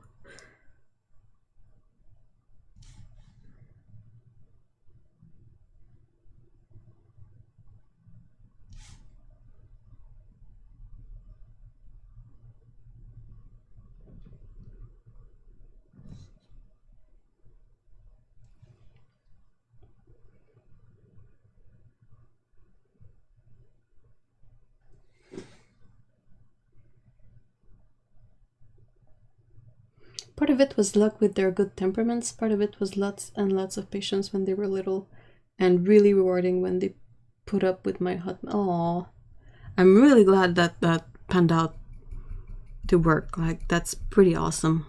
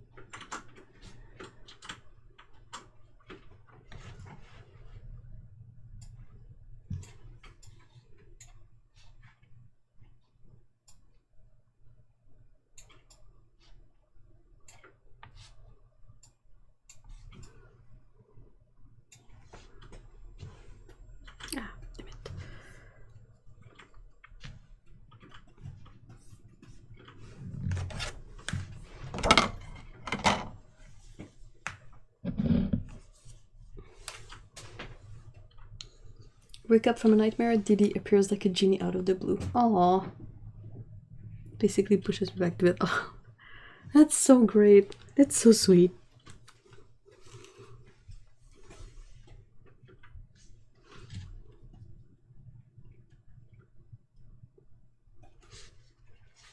I really didn't know you could sort of get cats to be efficient at this, because we all know cats, they have a lot of opinions.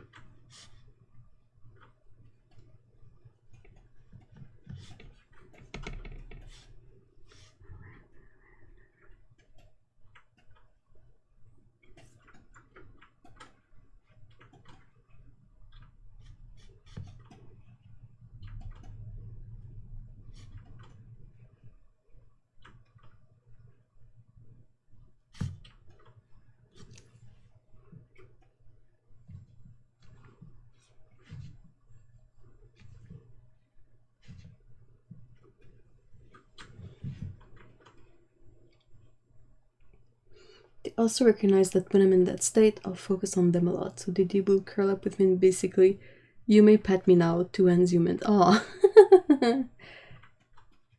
Hey, thank you so much for being here today, YZ. And yeah, it's perfectly fine to suggest themes or topics for the Saturday live stream on the Discord. Pretty cool. And yeah, have a happy Easter weekend if you do celebrate it.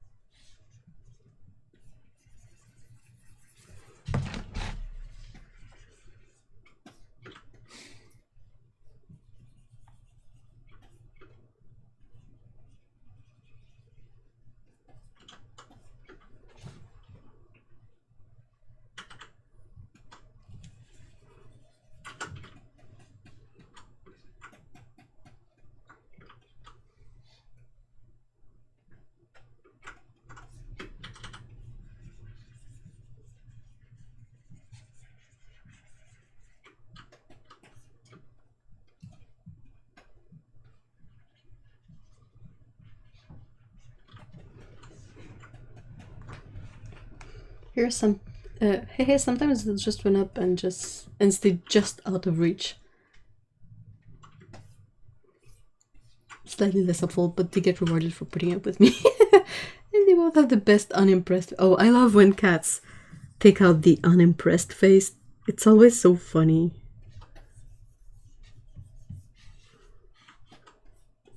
Like, I'm sorry I don't live up to your expectations.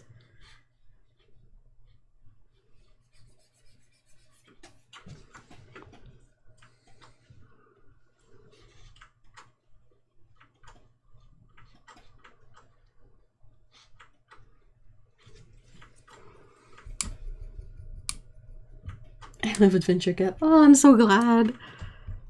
I love him a lot too. He's like my comfort drawing subject.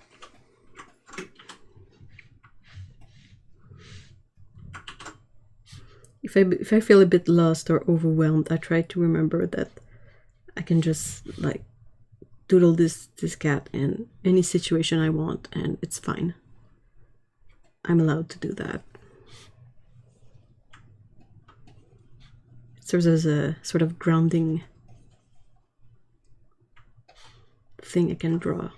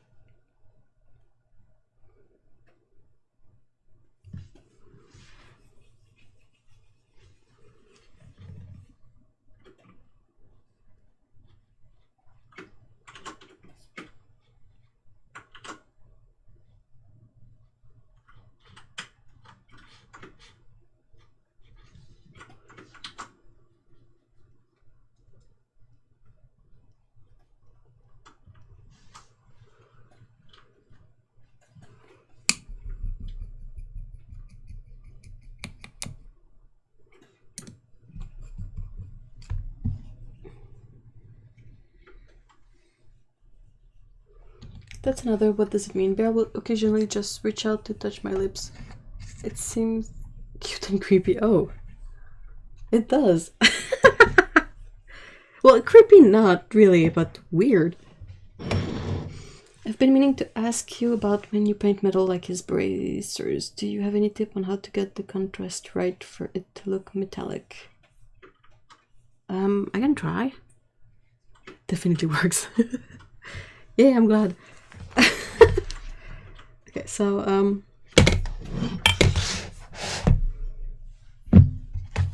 try to not make a mess on the other page.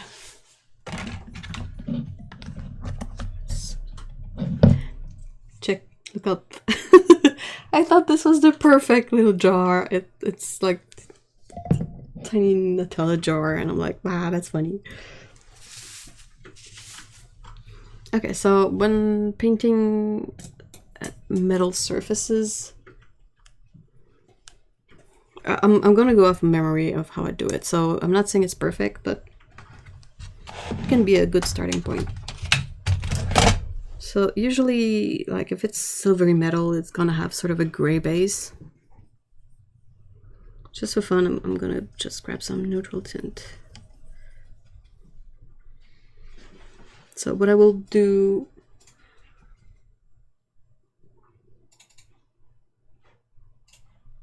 like if I want to do it all in watercolor,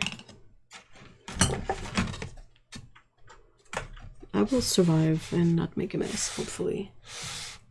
Let's just pretend that this is metal. So if it's all watercolor, I'm definitely gonna start with like a super light wash.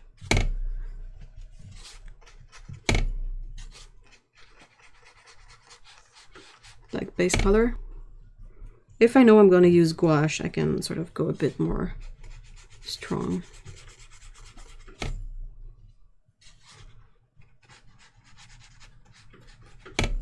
And I think that the one thing to make it look like metal is you kind of need areas of high contrast really close together.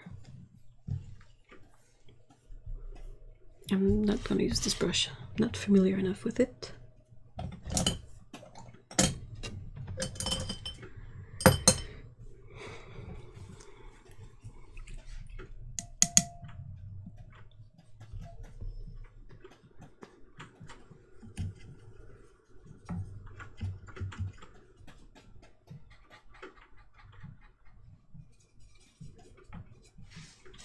Okay, so if it's all watercolor, then I'm gonna sort of add really high contrast areas. You might want to wait for your paint to dry before you do that. I'll do the same on the other one. It's less watery, so try to not make the areas too even. Like you don't want to have like even spacing and even lines. You kind of want to have like a big one, then a small space, then a small one, then a big space, then another one.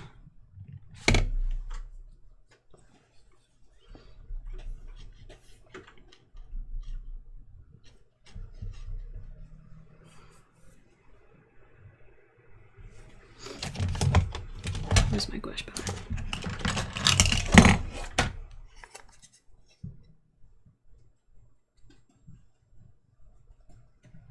I'm gonna make a mess, I know it. I know it!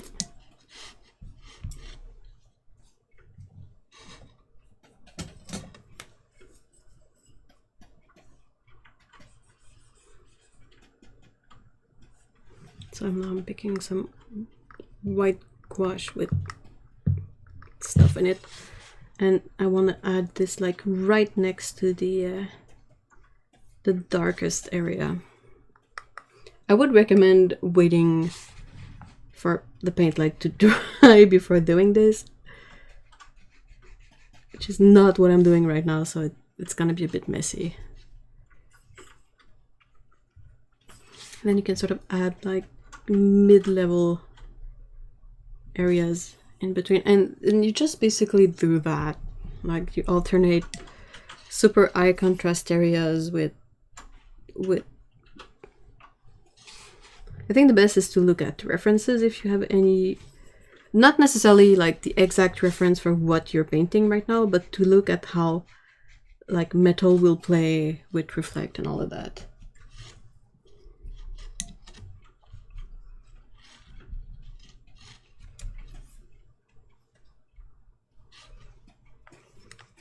And if you have, say if you had a really bright red car here, the highlight would be also tinted with the red, that kind of stuff.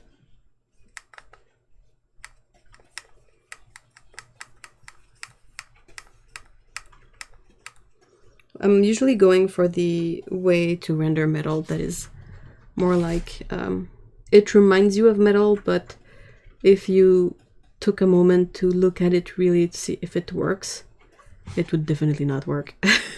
Like it wouldn't be the accurate effect for this object, but like if you look at it quickly, your brain is gonna be like, oh, that's metal, that's fine.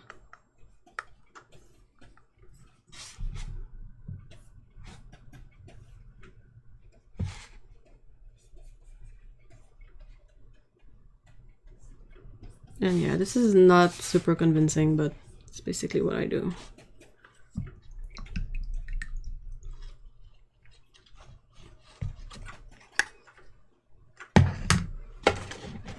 If it was bracers.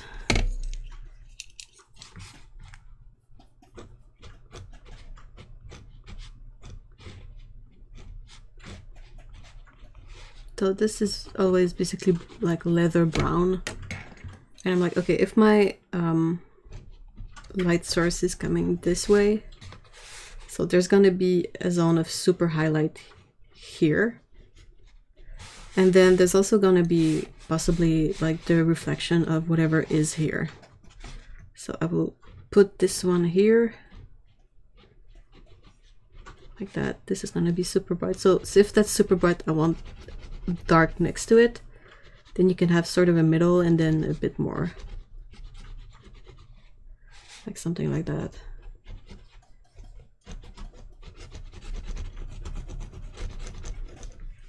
And that's just what I try to paint.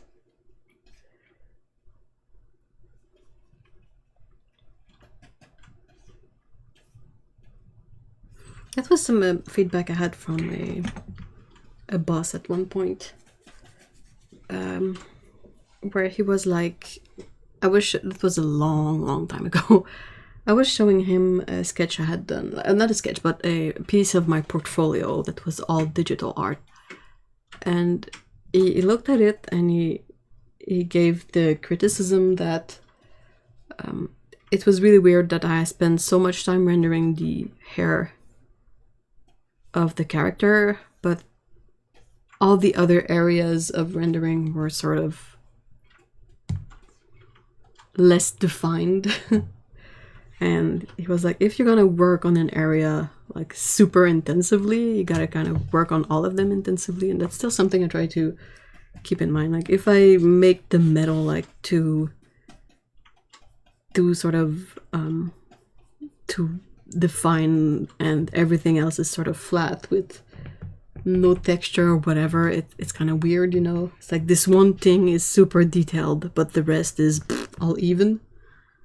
So yeah, it's next level nonsense.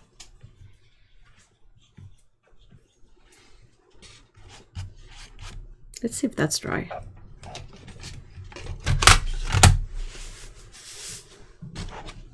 Are we ready for some smudges? Like the brilliant way to do this would be to put a paper on it first.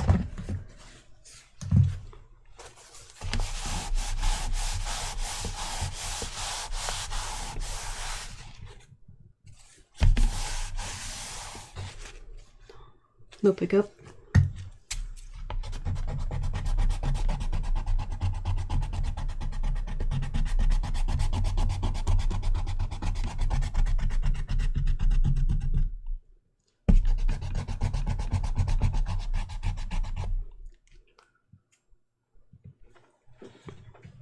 So far, no smudges.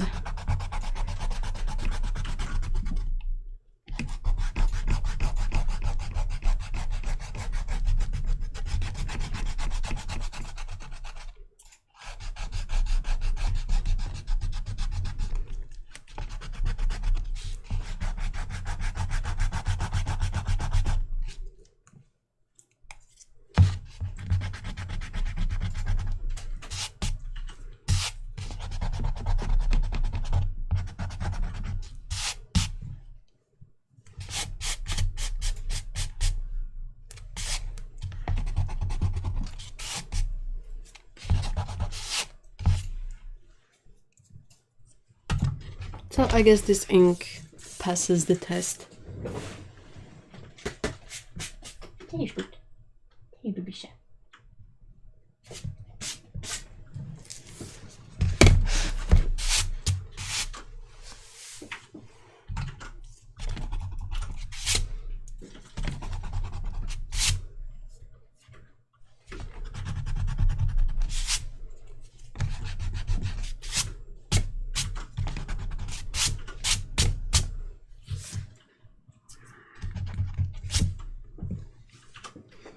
Oh no.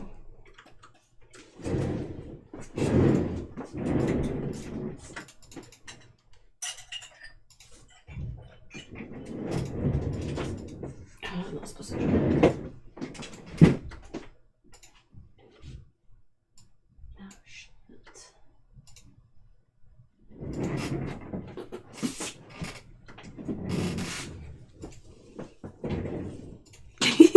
Yes, tuna face is... Ugh, ew.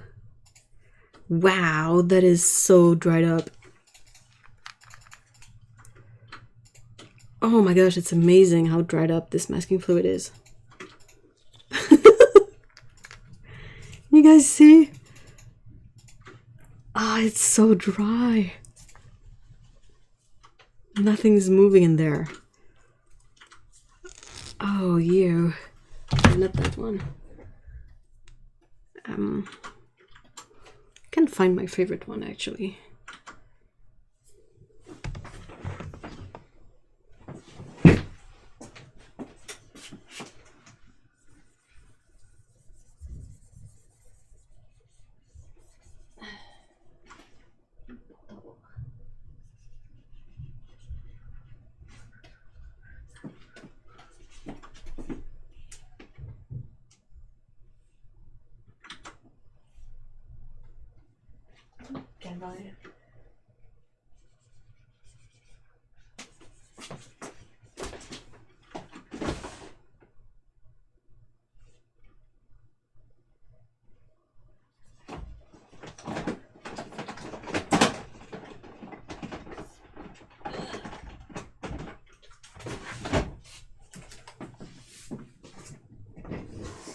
Not the one I was looking for, but it'll have to do.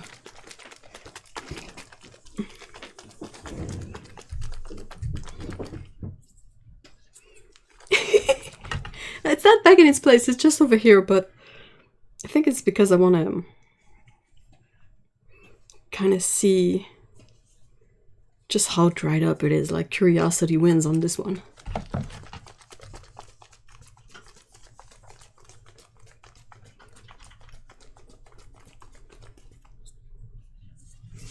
This is gonna smell though. Blech. Okay.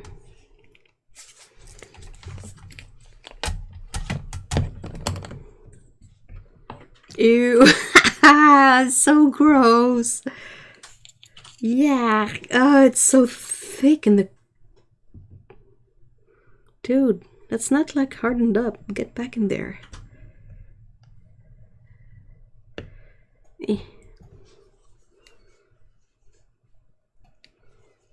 Oh my gosh, it stinks so bad. Excuse Guillaume, ça va sentir le calice. Pourquoi? C'est du masking fluid, ça pue. Ok.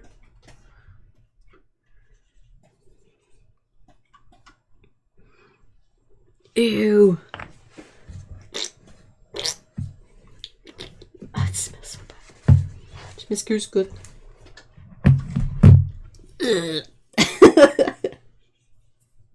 We'll do an autopsy later. Yeah, you get me. Ew.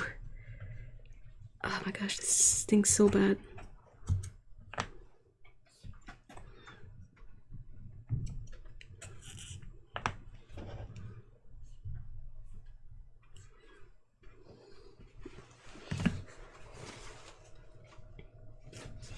I guess that's why I don't use it often. I should just not buy this stuff, honestly. Oh, it smells like ammonia. It's disgusting.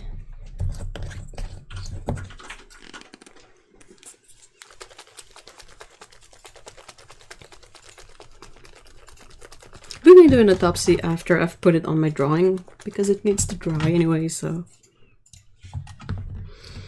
Ugh, okay.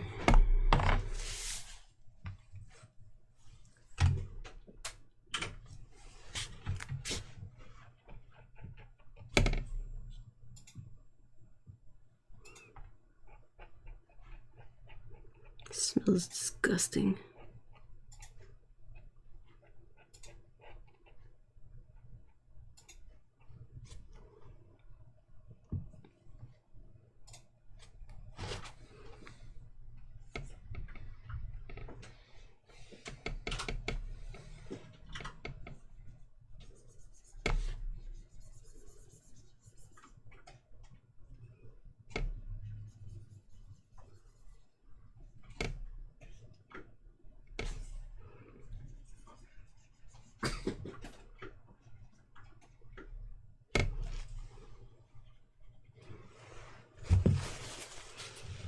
Okay, let's close this. Ugh. That sharp eye-watering nose feel is good. Oh my gosh. That's a really good description of it. Ah, it's so gnarly. You gotta go dry. Over there. Ugh. Okay, autopsy time.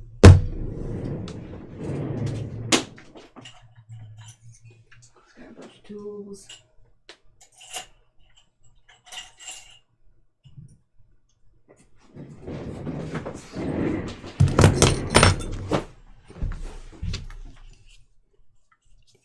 Does all masking fluid have ammonia? No, this one, the one that dried up, is supposed to be ammonia free.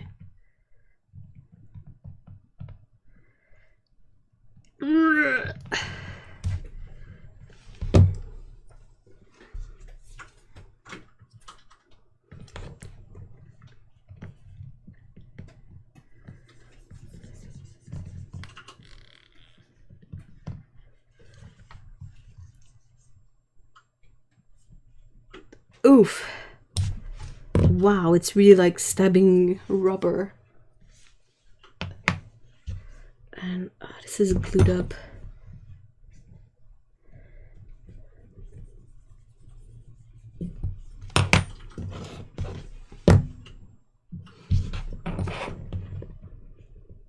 Probably have my big head in the way.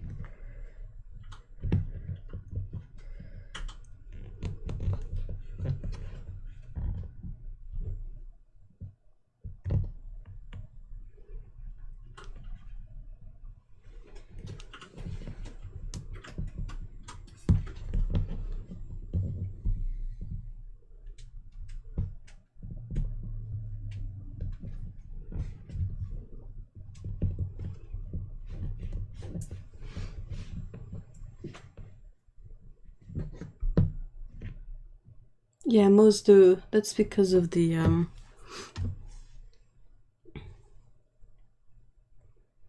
contains natural rubber latex. That's why. That's why it smells like rancid stuff. You have your imaginary cat button. What?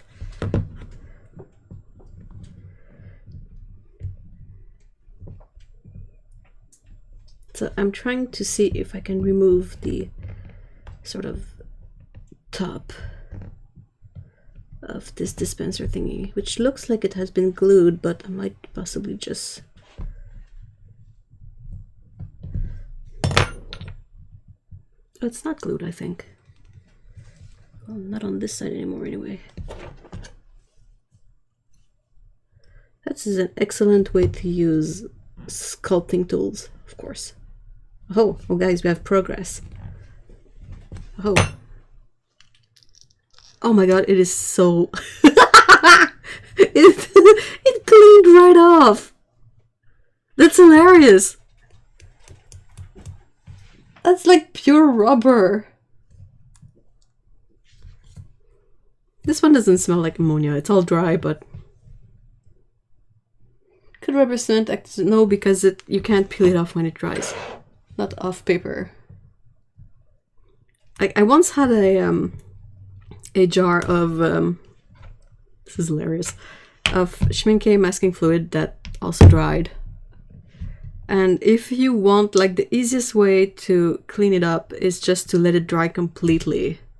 Because after that you can sort of just remove it like rubber. This part seems to be a bit... Oh, see, this part is still a bit wet.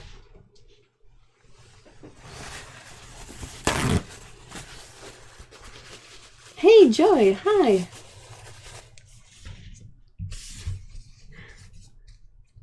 Oh my god, this is hilarious. Well, at least to me, and...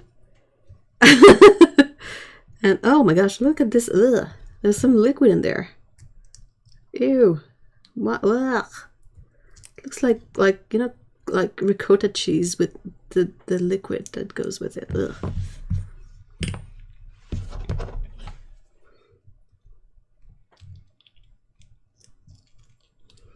Ew. Ew. Ew. Oh my gosh, blech. Dégueulasse. I nippled it, I'm sorry.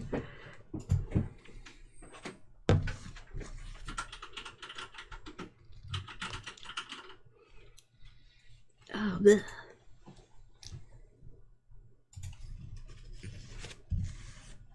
We're twin souls here. I would have done an autopsy as well. Oh my gosh. Ew, it's really gross though. It's like 95% solid, but there's still like a 5% of moisture in there. Has Adventure Cat ever been spelunking in blankets? Not really. The sort of world of Adventure Cat is kind of a fantasy world, so it's not as much like a real cat, but I'm pretty sure I could think of something.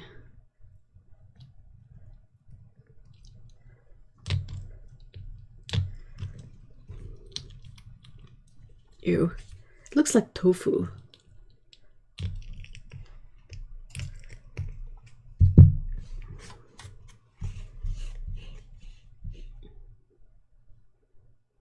All in the name of science! Hey, thank you so much for being here, Phoebe. I'm sorry, this has taken a turn for the silliness of degunking a dried up tube of... Well, the good thing is if I'm able to remove all of the gunk in there, I can either try to reuse this bottle or at least I can recycle it. So it's for the sake of the science and the environment, guys. Wow, that's like rubbery. Can you see? I was able to put my tool in there and it's just like rubber.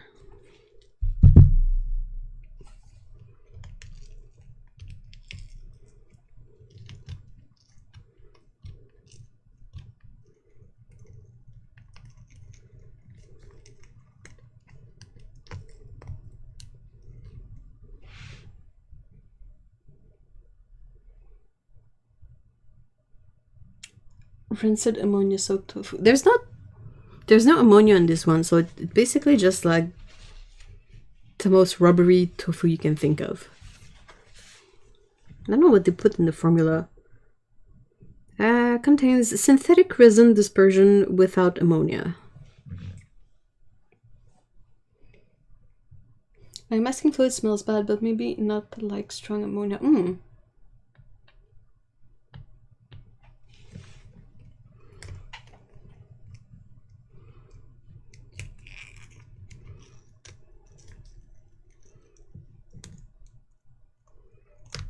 Ew.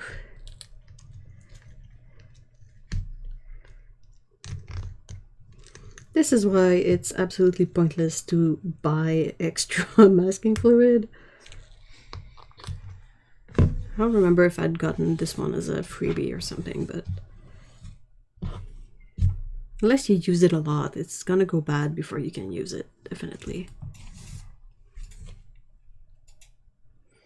Year-old quart of milk. Ugh.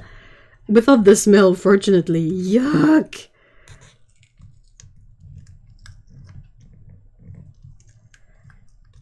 Owie. Gosh, oh, oh, oh. Oh, progress. Oh my gosh. Tofu goes everywhere. Sticky tofu. Oof. It still has it has a smell. What does it smell like? Trying to think what it reminds me of. It's kind of satisfying, like peeling PVA. I know. I know. That's surely inappropriate. Oh no, don't say that. That's genuinely disgusting. This is just like a glue that has dried up. Like, it's not like body fluids. Ugh.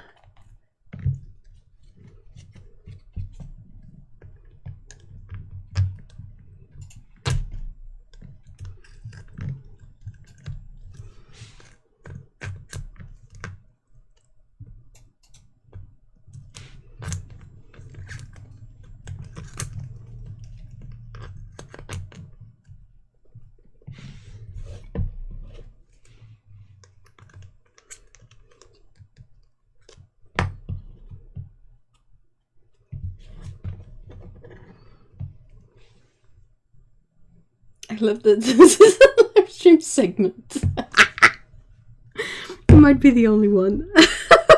I mean, I could end the stream, right?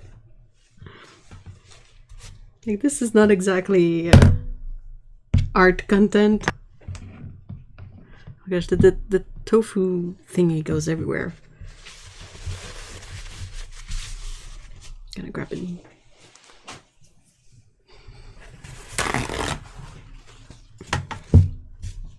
No, we have to see this through. I'm trying to autopsy a dried up tube of masking fluid that's so utterly dried up, but not enough to be like one piece of sort of rubber in there. It has divided. There's like a tofu-like exterior and interior and a rubbery exterior, and I'm trying to sort of empty it.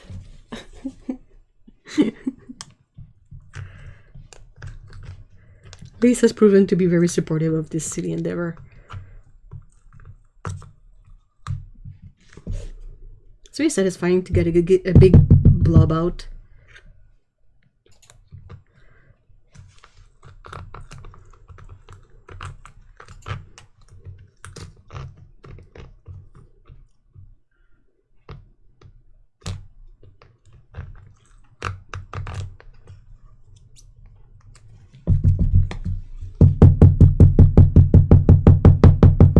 Do you need a hook needle? Well, it's not too bad. Look at this tool I have. I don't know if you guys can see, but it has sort of a catchy little area here, and this one is just like a small blade-ish. It's not really sharp. Pretty sure I could cut myself if I really wanted to, but it's not sharp. Like, you know, I'm perfectly prepared for this kind of content. Just got myself ice cream.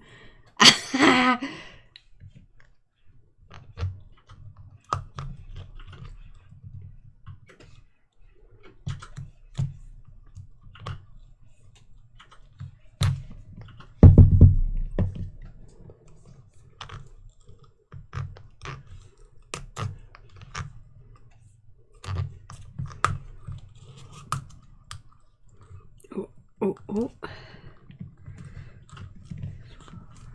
Ouch.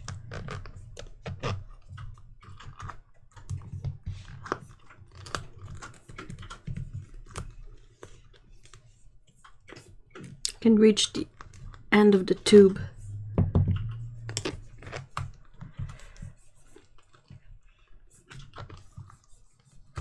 Looks like a dent is still a bit, yeah. Oh, oh, oh. Guys.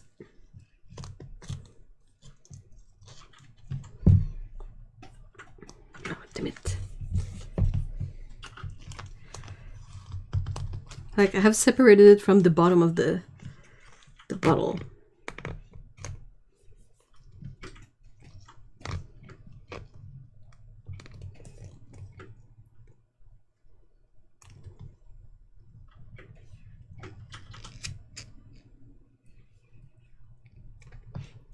Oh my gosh, that went everywhere. Oh no. I'm gonna find dried tofu bits everywhere.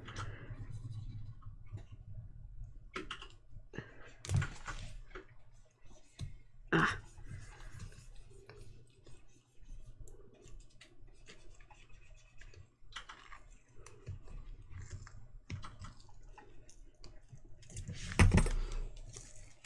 Oh, that works.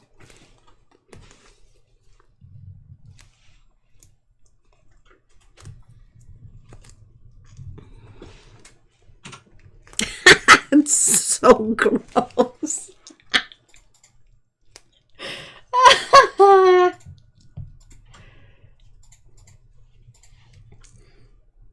I don't know when I bought it or when I got it, and I've tried it a bit before it dried up. It was fine, but I haven't had a chance to try a lot of it because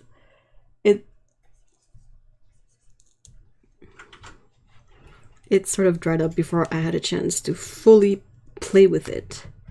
I think so far my favorite one is the pink one from Holbein, but I can't find my bottle of it. Ugh.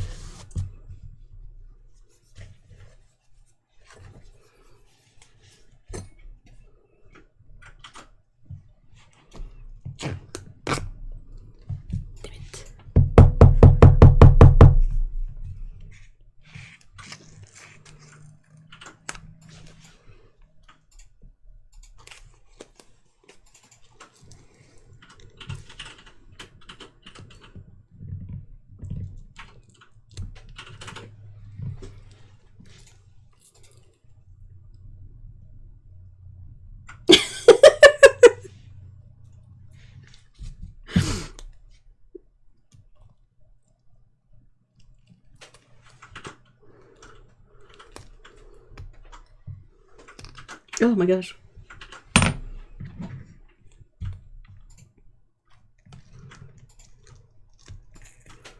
I wait, but I wait. Ugh. Ugh. If it was fully dry, it might be easier to sort of grab one bit and pull on it, but oh, it makes a great sound. I don't know if you guys can hear that, but ugh.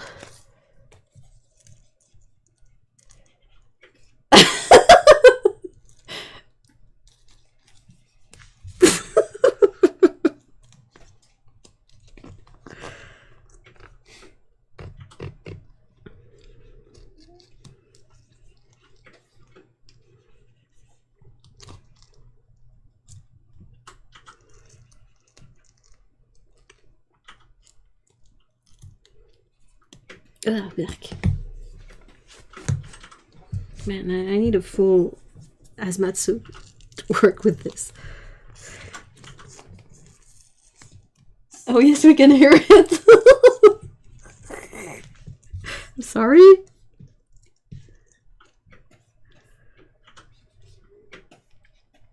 Gotta say, it's a lot more fun to do this silly thing with you guys along for the ride than on my own, for sure.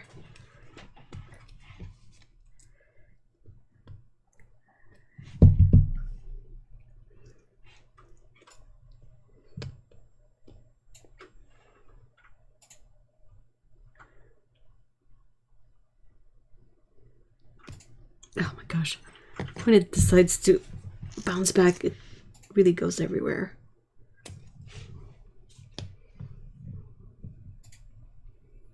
I wonder how Otto would have reacted to this new segment. I think she would have been into it.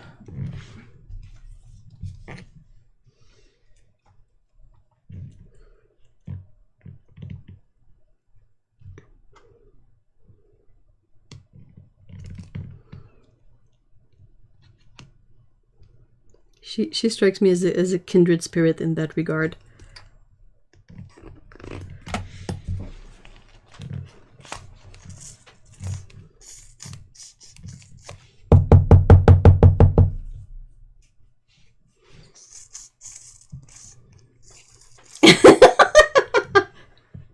If it's 100% same level of stubborn as I would be, and I'm here for it. High five.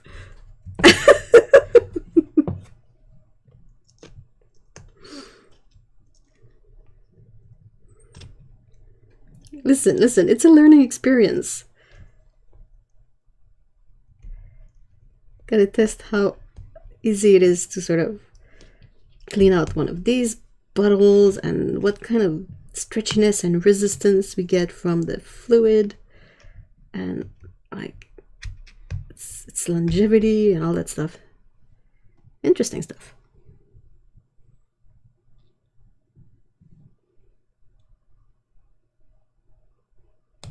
Ah, yuck.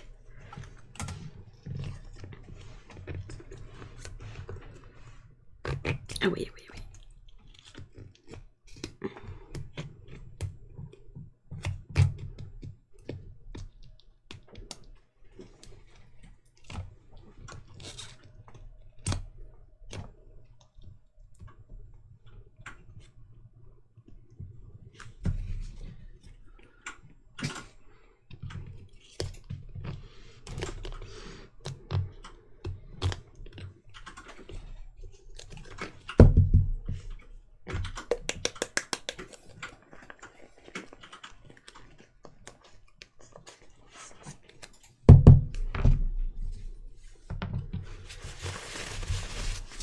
Oh, yuck. I put my finger in it.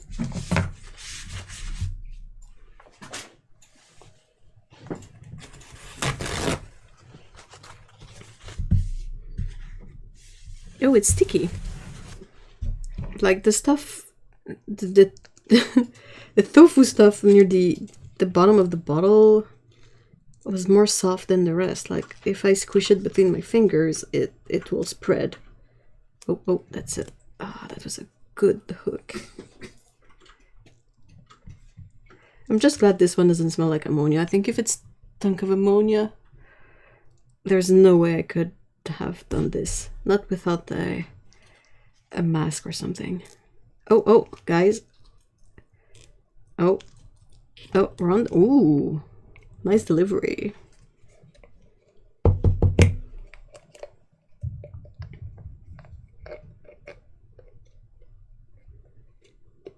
That's the other part. And there we go. It's mostly clean.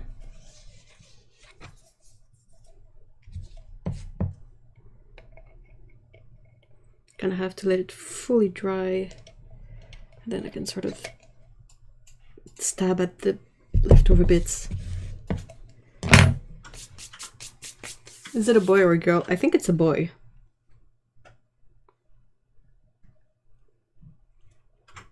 I don't know what you guys think, but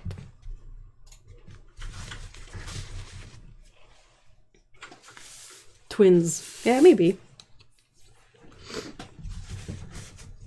It's kind of funny, like if you look at it, this was mostly like this. So you can see there was a big air pocket at the bottom of the bottle. That can be great.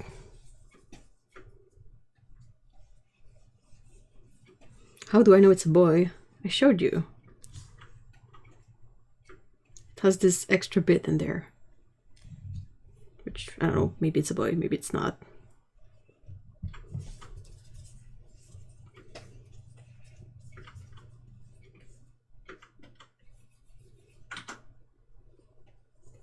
Okay.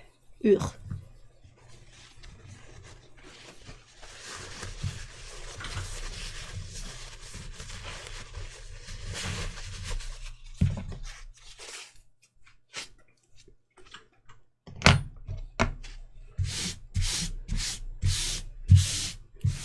It's best to clean that kind of mess if you let it dry beforehand.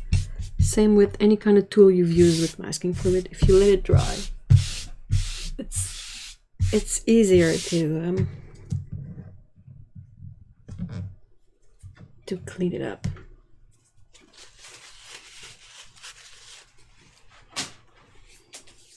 Don't show his shame to everyone. Aw. Well, that was something. And now it's a dumpster baby. Yep.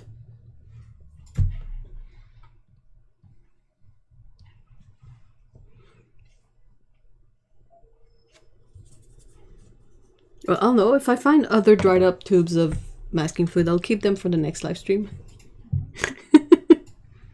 Oh my god, I'm sorry, but that was funny.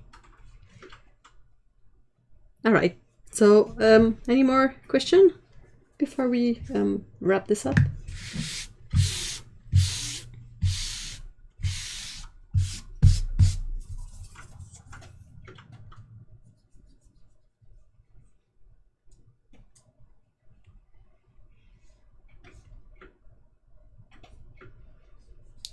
Tip for drawing hands is draw a lot of them.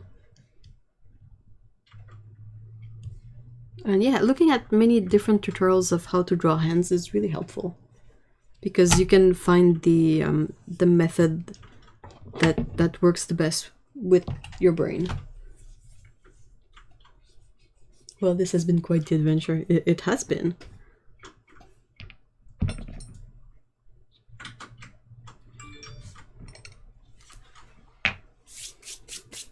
Alright guys, so I will thank you very much and very deeply for putting up with this urgent surgery moment, spontaneous moment of surgery. And as always, all the links are in the description, and there's the Discord if you want to join up the Discord. It's free, it's fun, it's basically where we go to chat during the week, and where we share art, and we also share all kinds of stuff on there. Thanks for the helpful absurdity of a live stream.